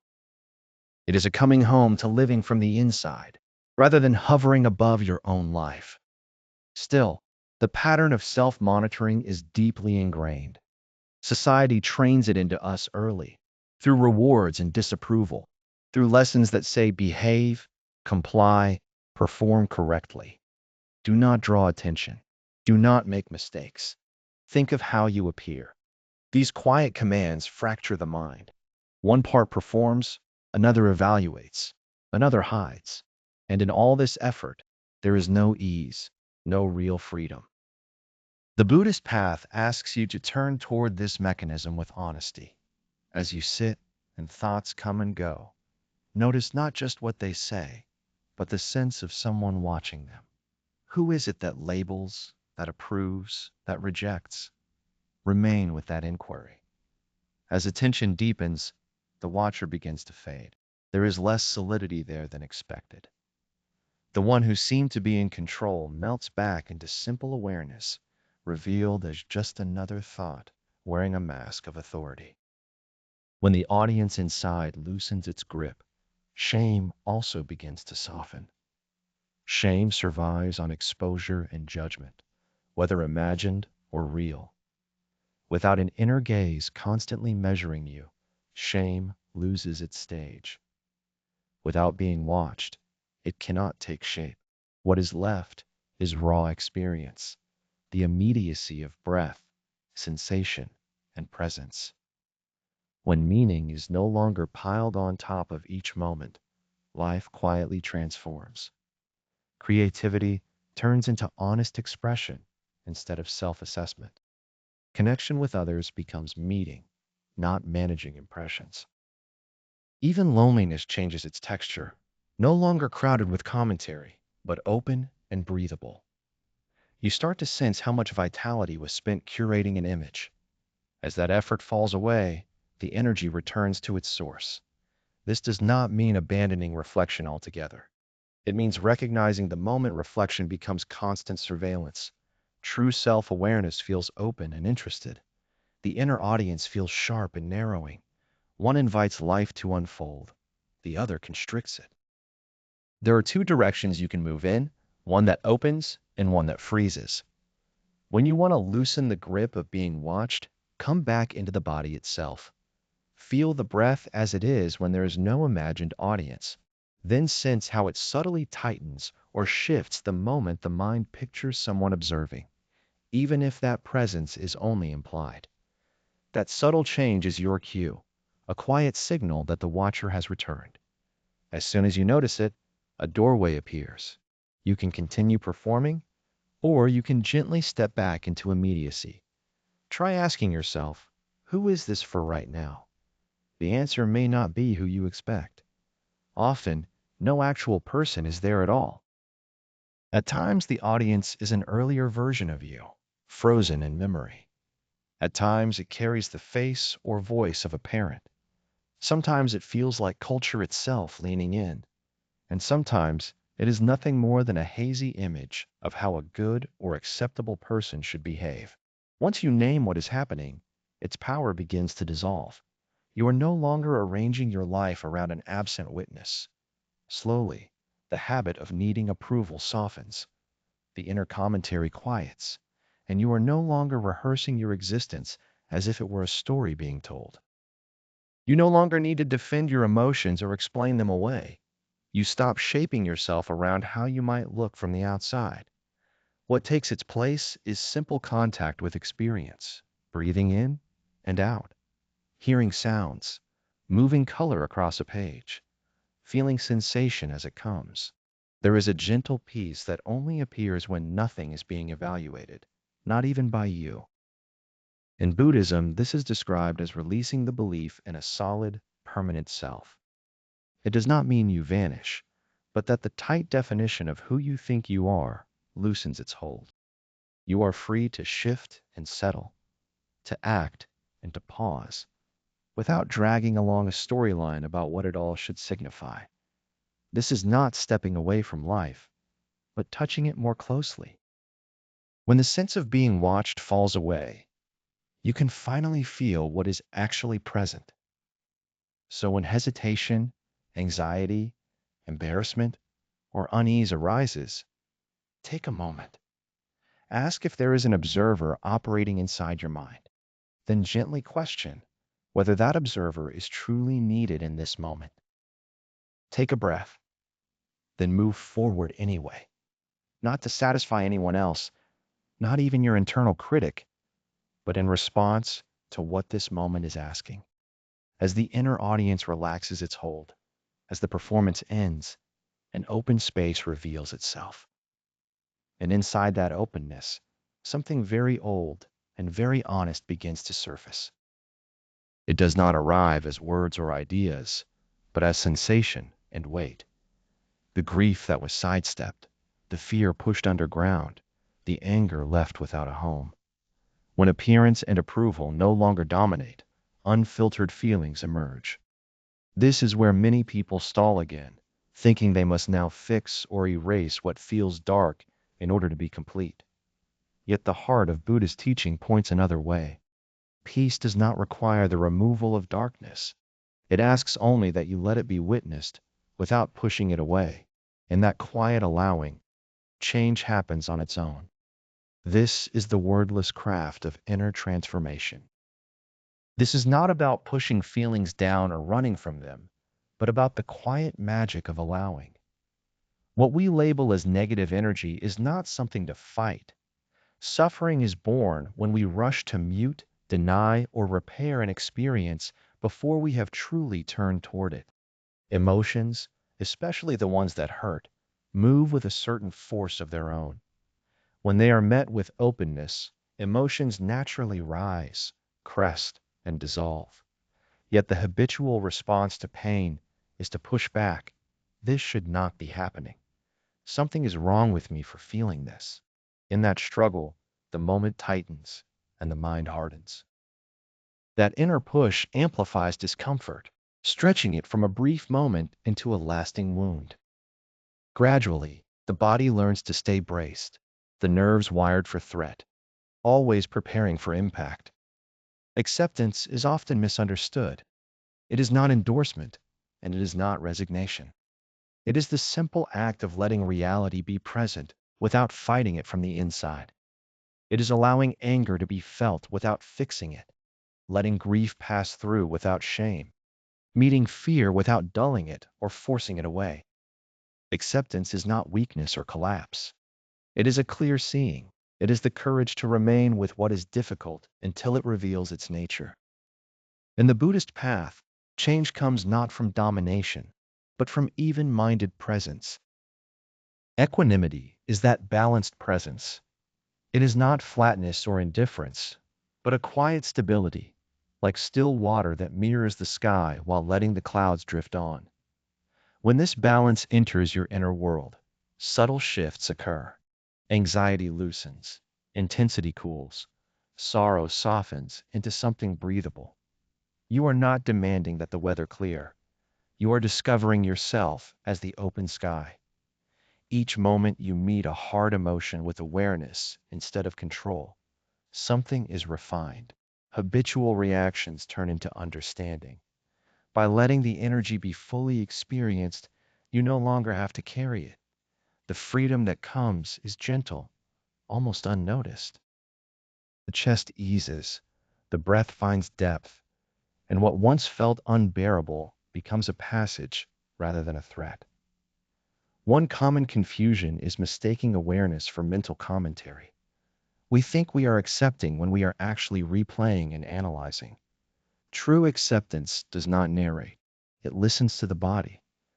It is the openness to feel without explanation. Fear, simply felt. A weight in the chest, known directly. Sadness, sensed in the eyes and face without interpretation. This quiet labeling, free of judgment, is where real change begins. Another pitfall is turning acceptance into another goal to achieve. I should be more accepting. I am doing this wrong. But acceptance that is forced is only an act. It is effort wearing a calm mask. Genuine acceptance dawns when you release the need to do it right. When you sit beside your pain and let it stay, trusting your willingness to remain. In this new relationship, the feeling is no longer an obstacle, but a visitor. That shift alters the energy. What was tight and defended begins, slowly, to open, like a fist, remembering how to relax. It might show up as quiet tears, or as a pause so deep it feels like stillness, or simply as the steady rise and fall of your breathing. However it arrives, it comes honestly, and when it has said what it needs to say, it naturally moves on. It leaves not because you forced it out, but because you gave it permission to complete its cycle. Many believe that welcoming pain will trap them inside it, yet the truth is more subtle. What you push against tightens its grip. What you meet with openness begins to change shape. Pain that is pushed down hardens and stiffens. Pain that is welcomed softens and starts to move. That movement does not delete the past or pretend nothing happened. Instead, it threads the experience into the fabric of who you are becoming. In that weaving, there is room to feel complete, even marked by what you have lived through. This is the quiet revolution of Buddhist acceptance. It does not ask you to fix yourself or arrive polished and pure. It opens its arms to the chaos, and through that embrace, uncovers a kind of beauty that could only be born from imperfection. There are ways to nurture this openness. Meditation can support it, though not the version that tries to shut everything down. Rather, it is the practice that allows each experience a voice, resting with reality exactly as it is. Like observing waves crest and dissolve, you return again and again to the breath, not to flee your life, but to anchor yourself within it. When this happens, even intense emotions begin to soften, not because they disappeared, but because they were finally received. The body is an essential part of this meeting. Feelings do not live only in thoughts. They take up residence in muscles and organs. To accept them is to turn gently toward the body and sense where the experience is being held. Perhaps it is clenched in the jaw, knotted in the belly, heavy in the chest. You breathe into those areas, inviting space, maybe resting a hand there with care. These simple gestures help the mind and body come back into harmony, and from that harmony, release becomes possible. What sustains this process is compassion. Compassion directed inward, especially. Without it, acceptance turns into another strategy to get rid of discomfort. With it, acceptance becomes a doorway to healing. It sounds like a gentle inner voice, one that does not insist you change, but instead offers warmth to the part of you that hurts. It is the quiet reassurance that you are allowed to feel this way, that your value has not diminished, that you do not have to endure this in isolation. At times, acceptance looks like very little happening at all, simply resting, sitting beneath the warmth of the sun, or letting tears come without explanation. These moments are not failures of strength, they are holy intervals. They give the body time to digest what the mind has not yet sorted through. In these pauses, something subtle continues to transform. Letting go here is the absence of struggle, and releasing struggle is not the same as quitting. It is yielding to a wiser current beneath the surface.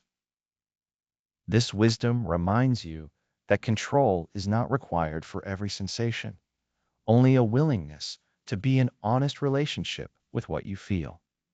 Through that relationship, you learn that even the hardest emotions carry gift. Fear invites tenderness, anger clarifies limits, and sadness teaches you how to stay present. When you no longer try to shove these experiences aside, their grip loosens. What once felt like an attack begins to instruct you instead. So when the next wave comes, dense or fiery or cutting, let yourself pause with it. Stay. Resist the urge to fix or escape. Leave analysis alone. Turn toward sensation. Breathe in, breathe out. Softly acknowledge what is here, maybe with a simple name, and offer it the same quiet companionship you would give a hurting friend. No solutions, no urgency, just steady, kind attention. Here is where transformation quietly happens, where intensity starts to cool and the current shifts direction. Acceptance works on pain the way warmth loosens ice. And yet, even after much has softened, a small spark can remain, gripping the story of what was. It stays not because it was ignored, but because it insists on staying. It shields itself with reasons, with memory, with the instinct to protect. It whispers that the work is unfinished. It claims that peace is unfair if it was never given. What you are meeting now is not raw hurt, but resentment. Not a deep gash, more like a persistent soreness, a low-grade ache wearing the mask of righteousness. Now, begin to notice what this does to the mind across time, not just in feeling, but in its slow accumulation. Resentment does more than stiffen the heart. It distorts the sense of time. It drags yesterday into today, coloring the present with old shadows. And when it continues unchecked, it quietly wears down the spirit. Resentment moves in circles. It does not simply recall the past, it re-inhabits it through tone, through posture, through the familiar inner commentary that repeats itself day after day. Something that happened years ago can feel as if it just occurred. That immediacy is the signal. Resentment is not allowing time to pass. It is holding it still. And where time is held, growth cannot happen. As resentment fills the inner landscape, the past stops being a reference and becomes a dwelling. This is why people feel stalled without understanding why. On the outside, life progresses, yet inwardly something remains anchored behind. Resentment is not merely a narrative, it is a place the mind lives in, constructed from hurt, unmet hopes, and broken trust. The longer one resides there, the narrower life feels. Possibility contracts. The present moment loses clarity because attention is continually pulled backward. Buddhist wisdom points directly to this. Freedom is not found by rewriting what happened, but by laying down the burden of carrying it forward. Resentment insists that someone else must pay before relief is allowed. Practice answers gently by reminding us that another person's karma is not ours to manage. Only our own peace is. This is not about excusing harm. It is about releasing ourselves from the endless labor of blame. Resentment hastens inner aging by keeping the body locked in subtle stress. Even when it seems calm, even when it feels contained, it remains etched in the nervous system. Breath becomes shallow. The chest stays guarded. Stress hormones linger.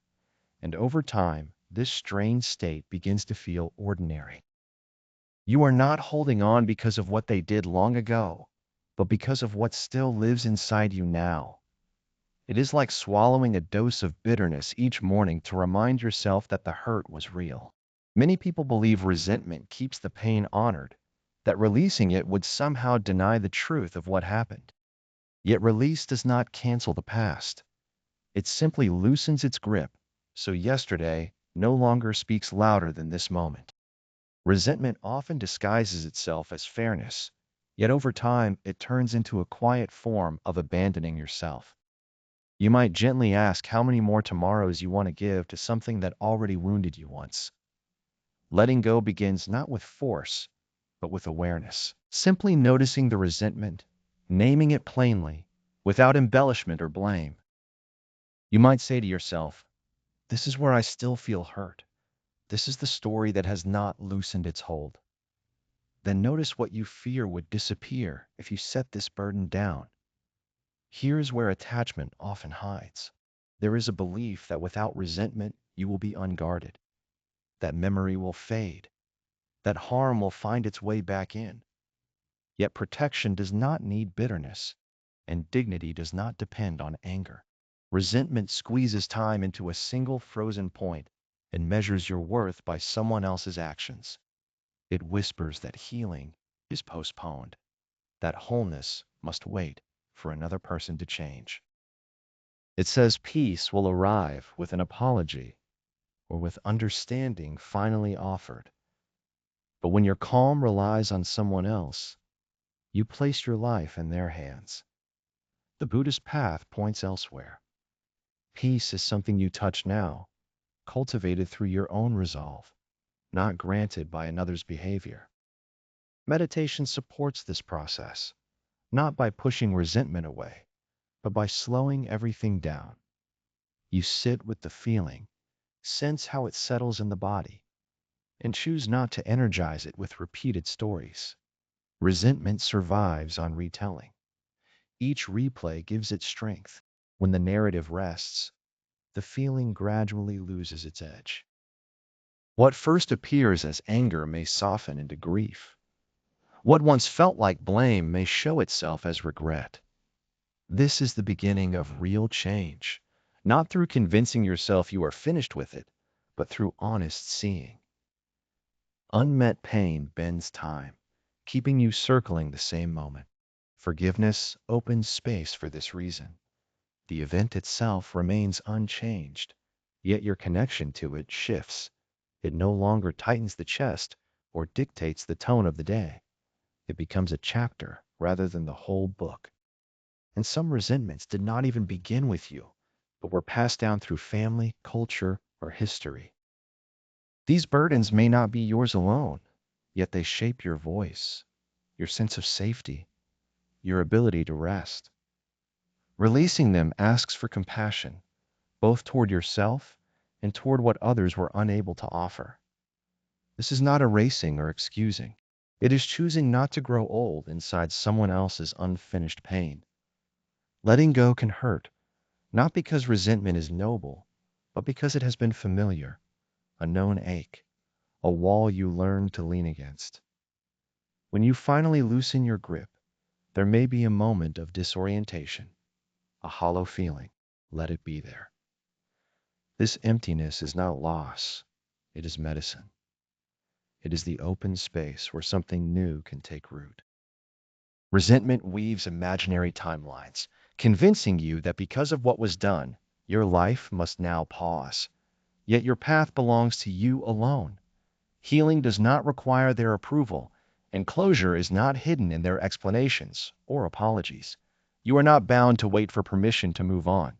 Right here, you have the option to loosen the grip of yesterday and stop letting it define who you are. This is not about denying pain or pretending it never mattered. It is about withdrawing the authority you gave the past to command your body and mind. It is choosing to walk through today without endlessly replaying old moments of harm. This choice shows up as awareness. A memory surfaces, and instead of wrestling with it, you greet it gently. Yes, I notice you. You do not get to steer me anymore. The practice is quiet and almost invisible. There is no dramatic release, no emotional fireworks announcing its arrival. You see it instead in small, honest changes. The shoulders gradually drop after years of guarding. The sound of their name no longer makes you contract. Your voice stays steady when the story is mentioned. These subtle shifts are the true markers. This is freedom slowly returning to its place. Releasing resentment does not guarantee reconciliation. Sometimes connections close. Sometimes they continue at a distance. What changes is that the bitterness no longer leaks into your sense of time. You stop growing older around a single injury. The nights grow quieter, no longer looping the same scenes. Breathing feels fuller, as though the present moment has been handed back to you. And when resentment appears again, as it sometimes will, pause for a breath. See the familiar loop it is inviting you to step into. There is no need to battle it. Just refuse to walk the path it lays out. Come back to the breath, back to direct sensation.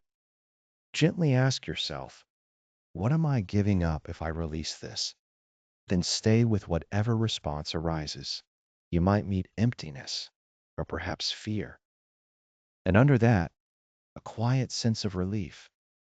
As resentment loosens and the old toxins drain from the mind, like a clock finally winding down, an unfamiliar calm can appear. Beneath that calm, something deeper begins to show itself. This time it is not a memory or a wound, it is a pattern. You begin to see that even when nothing new is hurting you, the mind knows how to generate suffering. It circles back on itself, again and again. Thoughts, judgments, and emotions replay like a damaged record, spinning without needing a fresh reason. What troubles you now is not the past itself, but the reverberation created by your own thinking. And here is the truth worth accepting. Much of our current pain is not born from what is happening, but from what keeps repeating. This is the emotional echo chamber. The mind turns brief pain into ongoing noise, not out of cruelty, but from a deep desire to feel in control. She tells herself that replaying the wound will somehow make her stronger, that rehearsing the pain will guard her from its return. Yet what actually happens is quieter and more constricting. The heart tightens into familiar grooves. One small fear settles in and starts to hum beneath everything. A brief flicker of doubt stretches into long stretches of harsh inner judgment. An offhand remark, barely noticed in the moment, grows enormous when remembered, echoing far louder than it ever sounded out loud. Buddhist wisdom speaks clearly about this habit of mind. It reminds us that suffering is not the raw experience itself, but the way we hold on to it. From that clinging, whole chambers of emotional repetition are built. Thoughts keep coming back because attention keeps returning to them. Emotions linger because the sense of self wraps itself around them, and the wheel keeps turning. Not because life is attacking us, but because the voice inside never takes a breath. Often these patterns start with the intention to stay safe. A memory of betrayal turns into a warning siren. A memory of failure becomes a whip disguised as encouragement. With time, though, the pattern stops serving its purpose. What once felt protective becomes a cage. The same message repeats until it sounds unquestionable, even when it is untrue. I am unsafe. I am lacking. I am stuck this way. These statements are not facts of existence. They are reverberations left hanging in the mind.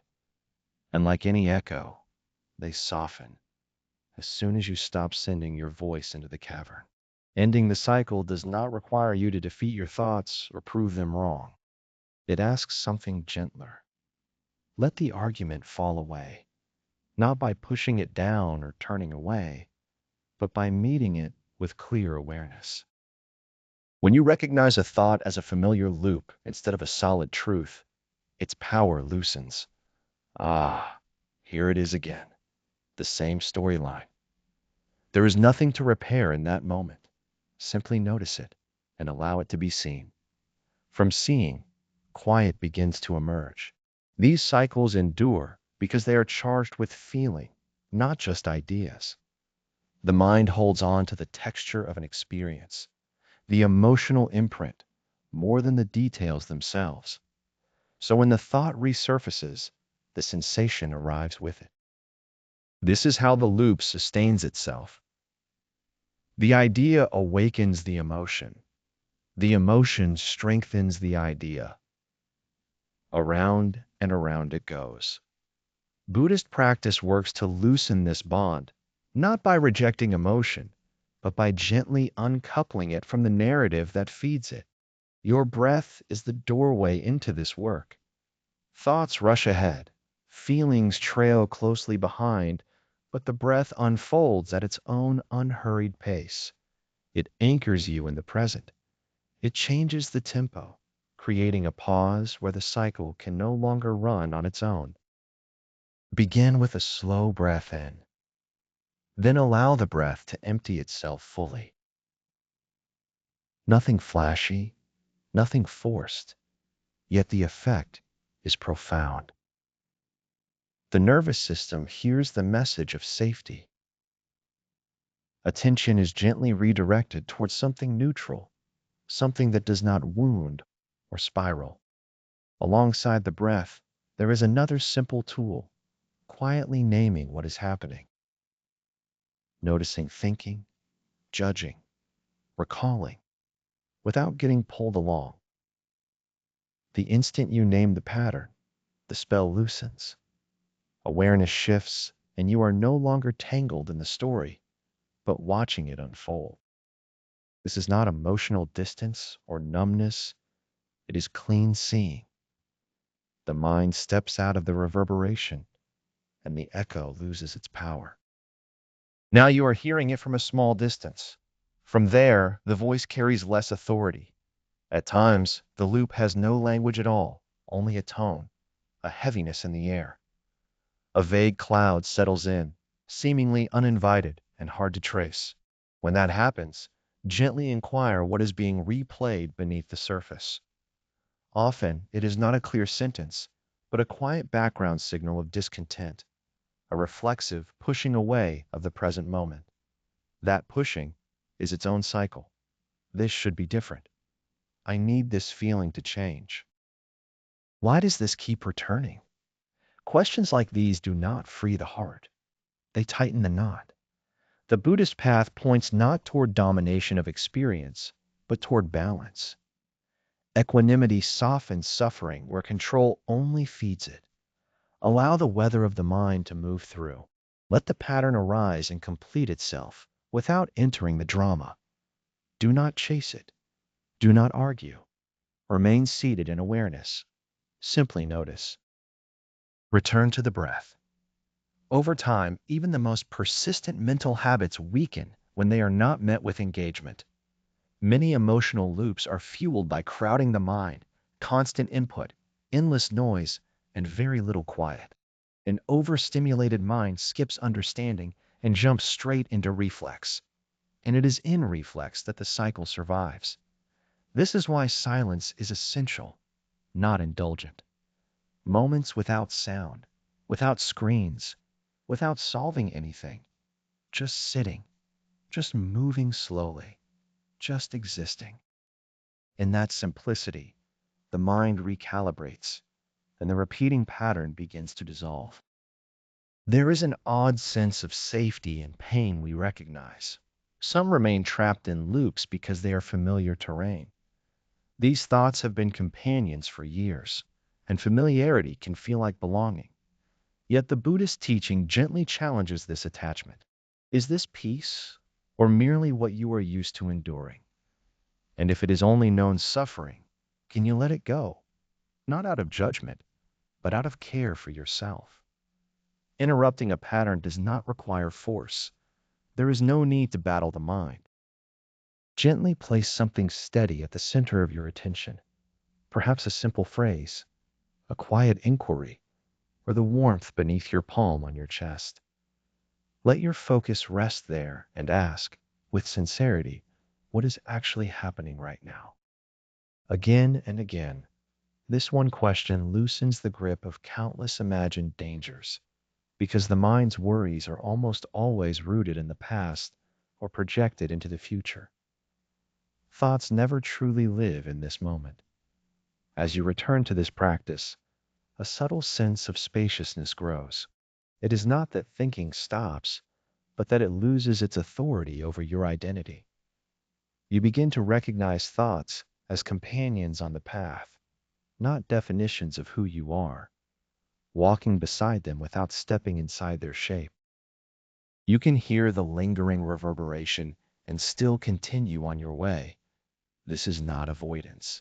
It is skillfulness. At times, real kindness is not forcing optimism, but declining to rehearse what hurts. It is the quiet choice to rest, to breathe, to allow stillness to replace the inner tempest. When the familiar loop starts again, resist the urge to debate or pursue it. Pause instead. Notice it, give it a name, take a breath, and gently acknowledge that it has been heard, but does not need your obedience. As the rhythm of repetition softens and the inner noise fades, as the mental weather begins to clear, you may sense something underneath it all. Beneath the clamor, a subtle presence appears, a hushed signal within the confusion. A single thought emerges. What if the hurt was never an enemy, but a guide? The question then becomes how to learn without dragging the burden along with you. How can the insight remain while the heaviness dissolves?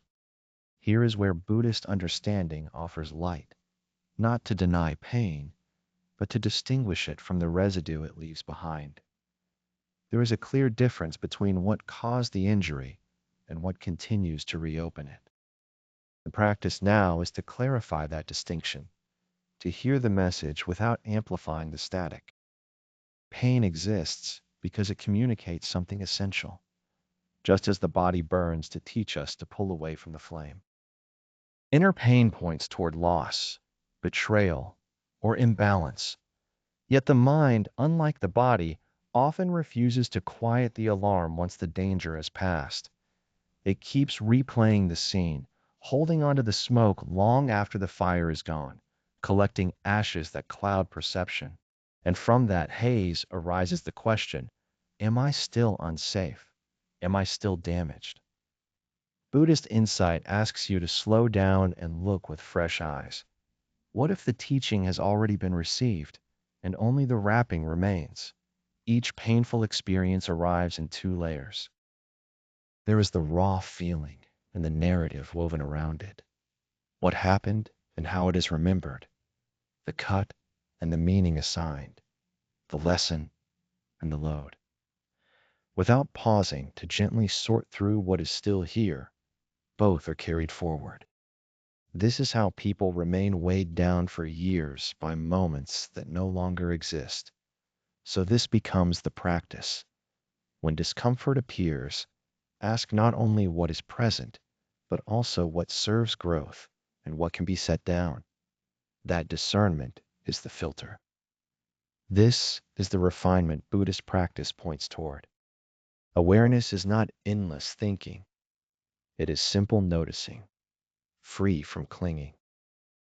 Allow the feeling to be fully felt, yet resist feeding the storyline that arrived with it.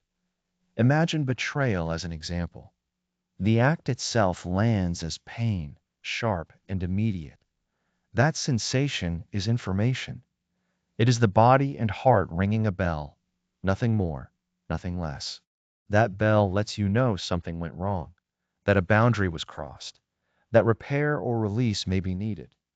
But when the mind adds, I can never trust again, that is static. That is leftover energy, pain stripped of its moment and hardened into belief. Such a belief does not keep you safe. It narrows your life. It converts a lesson into a cage. The original signal only said this hurts. The static insists this pain is who I am now. The signal simply asks for care. Noise whispers you will always be damaged.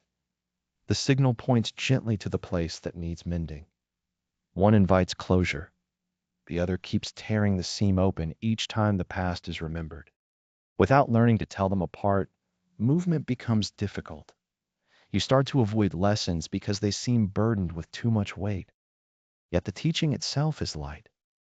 Wisdom does not require you to carry the ashes. You can understand the heat of the fire without breathing in the smoke. You can recall the wound without keeping the dressing on for life.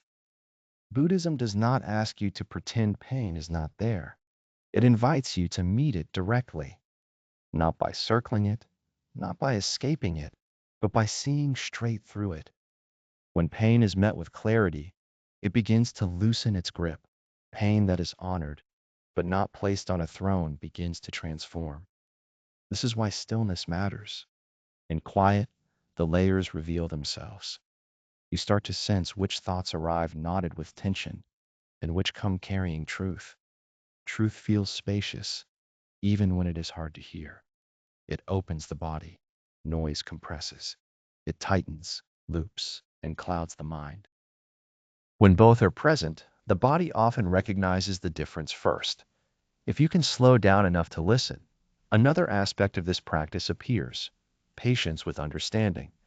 The mind rushes toward insight, wanting a neat takeaway, a polished sentence. Yet some experiences refuse to be summarized.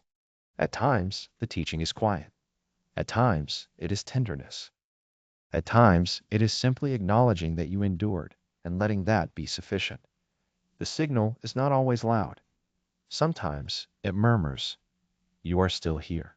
And when you strain too hard for meaning, you may overlook what is being offered. There is also the subtle trap of building an identity around healing, letting every old injury define who you are. Healing is not about clinging to pain as a companion. It is recognizing that it arrived, it instructed, and it passed through. You are allowed to move forward without constantly revisiting the past to justify your growth. What has been can inform you without controlling you. In Buddhist practice, there is the art of simple noticing. You watch what arises and quietly name it. This is sadness. This is grief. And in that seeing, you remember it is an experience moving through you, not the essence of who you are. Here is sadness, felt directly. Here is the sense of being cracked open. Simply naming it this way creates space. In that gentle shift of language, the tight bond between you and the feeling loosens, and identification begins to dissolve. It is like noticing the wave without mistaking it for the ocean. You recognize the signal and no longer drown in the static around it. As you remain present with pain from this place of witnessing, a quiet change unfolds. The weight eases, and you start to perceive its texture, its tempo, the way it moves. You notice that it is not fixed, that it has edges, peaks, and valleys. Between each rise and fall, there is openness, a clear stillness that has always been there beneath the motion. You also begin to understand that suffering grows denser when it stays concealed, when it is ignored, unspoken, or pushed into the dark. This is why writing your thoughts, sharing them with a trusted presence, or softly telling the truth to yourself can bring relief. Expression turns down the volume. It allows insight to emerge naturally.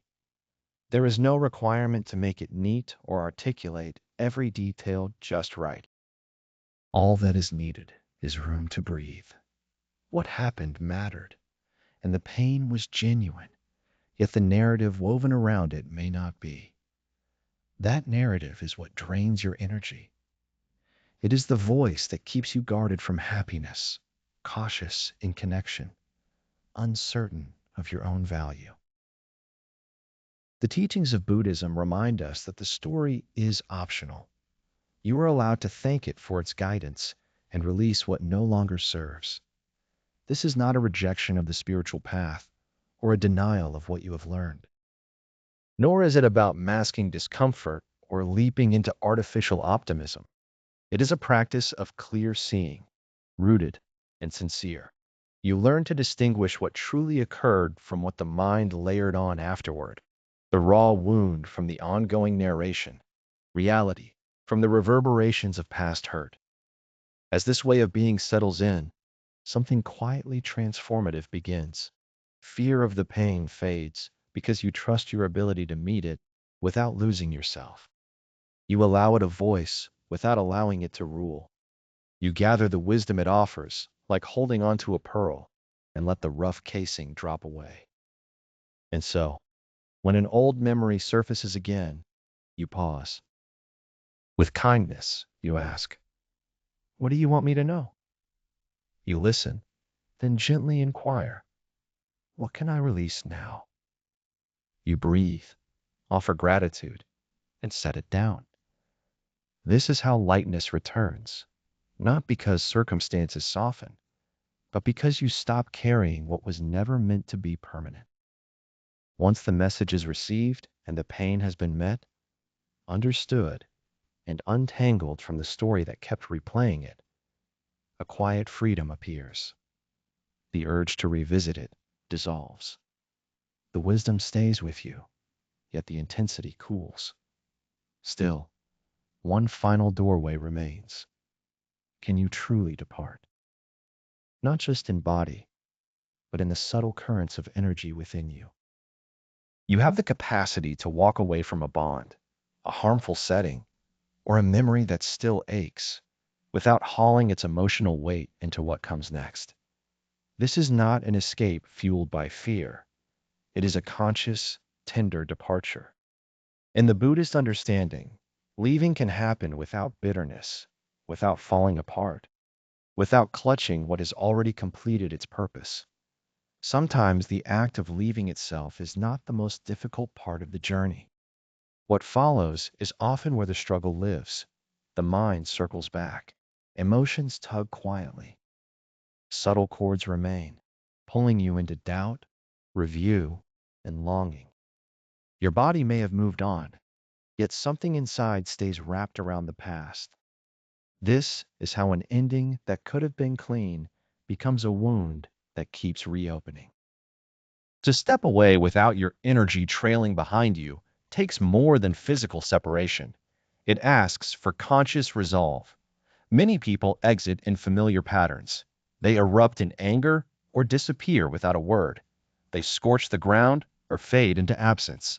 Both approaches can feel relieving at first, yet neither one guarantees a sense of inner release. True freedom is not born from movement alone.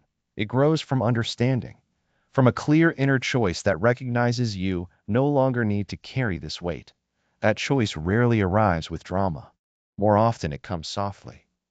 A pause in the breath, a quiet boundary, a moment of honesty where you see, with calm certainty, that your path no longer continues here. Buddhist teaching reminds us that suffering comes from clinging, and it also shows us how to loosen our grip through awareness instead of struggle.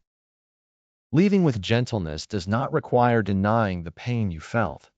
It means refusing to let that pain define what you carry forward. It is the willingness to acknowledge what happened, respect the meaning it held, and still step ahead without dragging it into tomorrow. One of the earliest movements in a gentle departure is becoming aware of what is still anchoring you. Often, it is not love at all. It can be the urge to be proven right, the craving to be fully seen, the dream of fairness, or the wish that someday they will understand the harm they caused. These attachments linger quietly, binding you even after the chapter has closed. And the reality is that closure rarely arrives in the form we imagine. Instead, life offers you a different gift, one you can give to yourself. Peace that does not wait for permission. You are not required to hear an explanation. You are not owed an apology. You do not need anyone else to suffer for you to be free. What is asked of you is simpler and deeper. Decide that they no longer get to live inside your nervous system. This is where release truly begins, not by forcing distance, but by gently separating your sense of self from theirs. By telling yourself, with quiet conviction, that this story has been set down. I let go of this role. I let go of the self that depended on their approval to feel whole. Gentle endings are often invisible to the outside world. You may still cross paths, remain in the same environment, or encounter the memory again. Yet something subtle and profound has realigned within you. Your reactions soften. The need for explanation fades. Their presence no longer determines your inner weather. This is not indifference. This is self-governance. Creating room for the life that waits beyond the constant clamor begins like this. Forgiveness becomes essential here, though not as a way to pretend nothing happened. It is forgiveness as withdrawal of attention, a decision to stop feeding what no longer supports your health or your heart.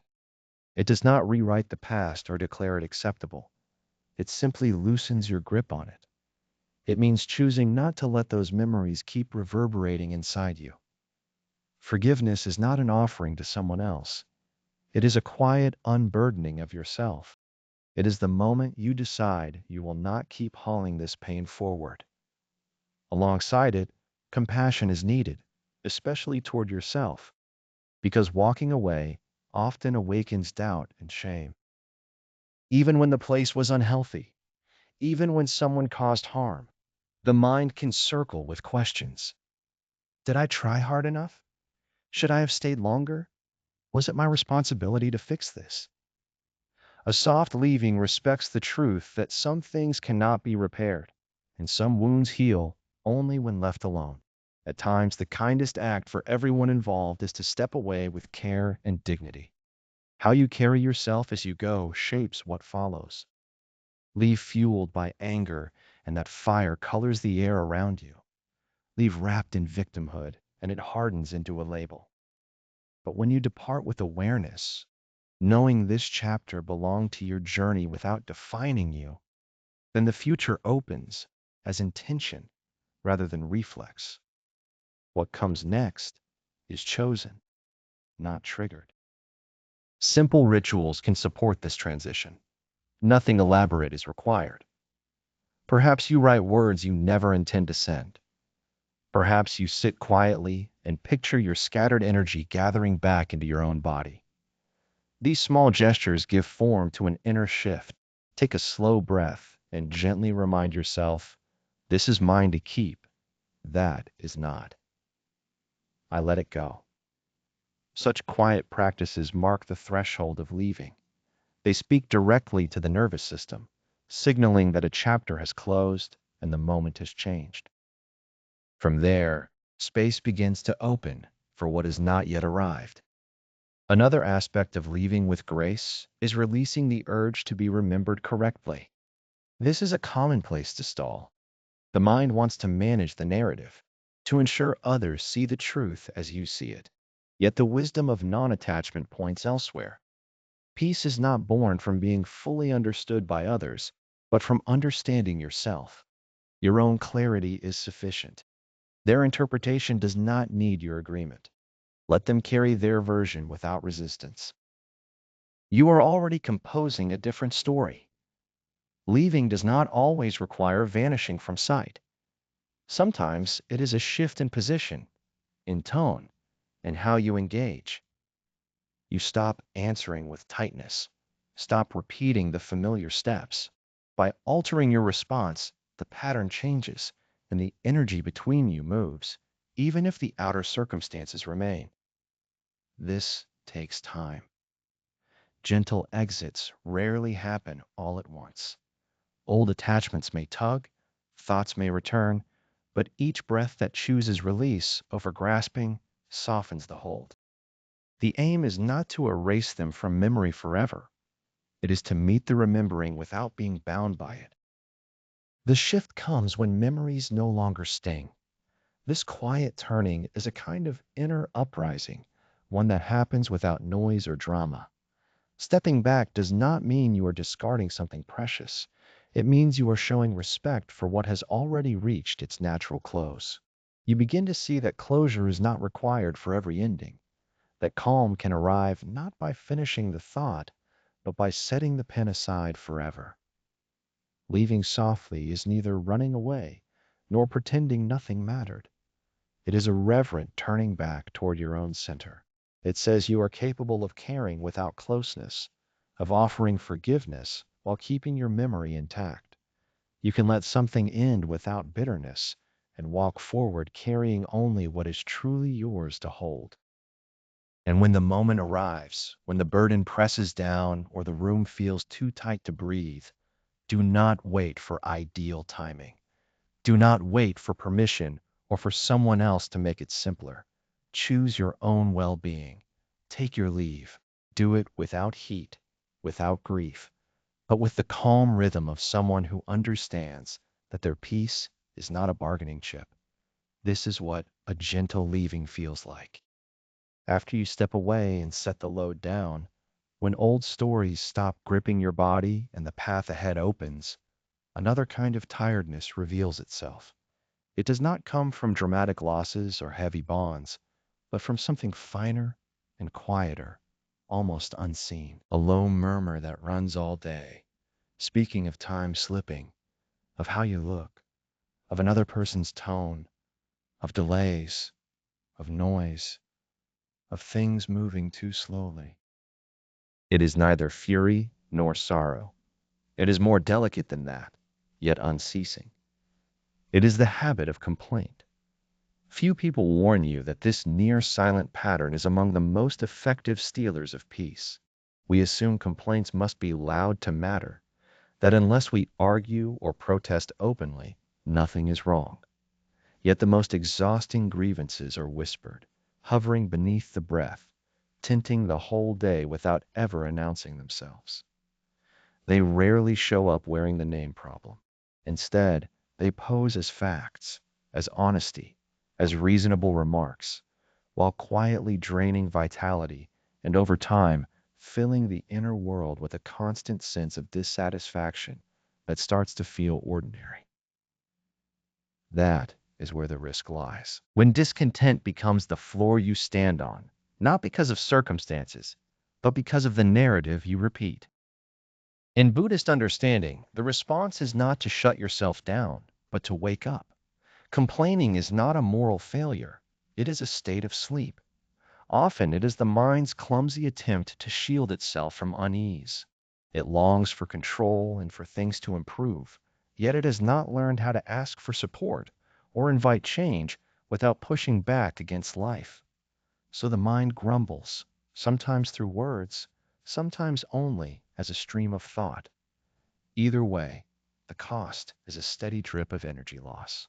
What makes these quiet complaints so powerful is how they shape identity around a feeling of lack. This is not enough becomes the background hum. It should be different. They always behave this way. Such thoughts seem harmless, but they lock the mind into comparison, resistance, and constant judgment. Little by little, they persuade you that living is something to tolerate rather than something to meet with openness and care. When this lens becomes habitual, it colors everything it touches. Even moments of happiness arrive dimmed. The pattern is so ingrained that many never realize it is happening at all. Complaining does not always find its way into speech. It can show up as a long exhale, a subtle tension across the back, an eye roll you barely notice, or the mind slipping out of the present moment. The form changes, but the signal is the same each time. Something inside is saying no. This should not be happening. I want this moment to be otherwise. Preferences themselves are not the issue. Wanting comfort, ease, or clarity is part of being human. Difficulty arises when those preferences harden into a sense of who you are, when the mind starts wearing the costume of someone perpetually irritated. In that shift, complaining stops being an occasional reflex and becomes a stance toward life. The doorway out begins with awareness. There is no need to scold or correct yourself here. Nothing is wrong. Simply see what is happening. A complaint is present. Resistance is here. That simple acknowledgement, offered without sharpness, carries quiet strength and surprising tenderness. When you notice in this way, a small gap opens between the sensation and the old pattern. Inside that pause, freedom appears. The habit loosens its grip. The complaint is no longer running the show, and you can recognize it as an experience rather than an order you must obey. It is a learned reaction, not a final truth about reality. From here, you can lean in with interest. Gently inquire into what is being asked for beneath the surface. Every complaint hides a longing, maybe for calm, maybe to be seen, maybe to feel safe or in charge again. When curiosity replaces judgment, understanding naturally follows. And with understanding comes the possibility of responding wisely instead of tightening into irritation. At times, the need underneath is valid. Perhaps the situation truly does not support you, or something important is being overlooked. It may be that a line has been crossed. And still, not every complaint requires, as the mind rests in what remains, clarity and peace. We discover that irritation softens when met with breath and kind seeing. In this gentle stillness, a quiet light awakens, steady and unshakable, holding every thought without grasping. Let the next breath carry you into rest, where sleep arrives. Please subscribe, like, and return to Spirit Light Journey again soon.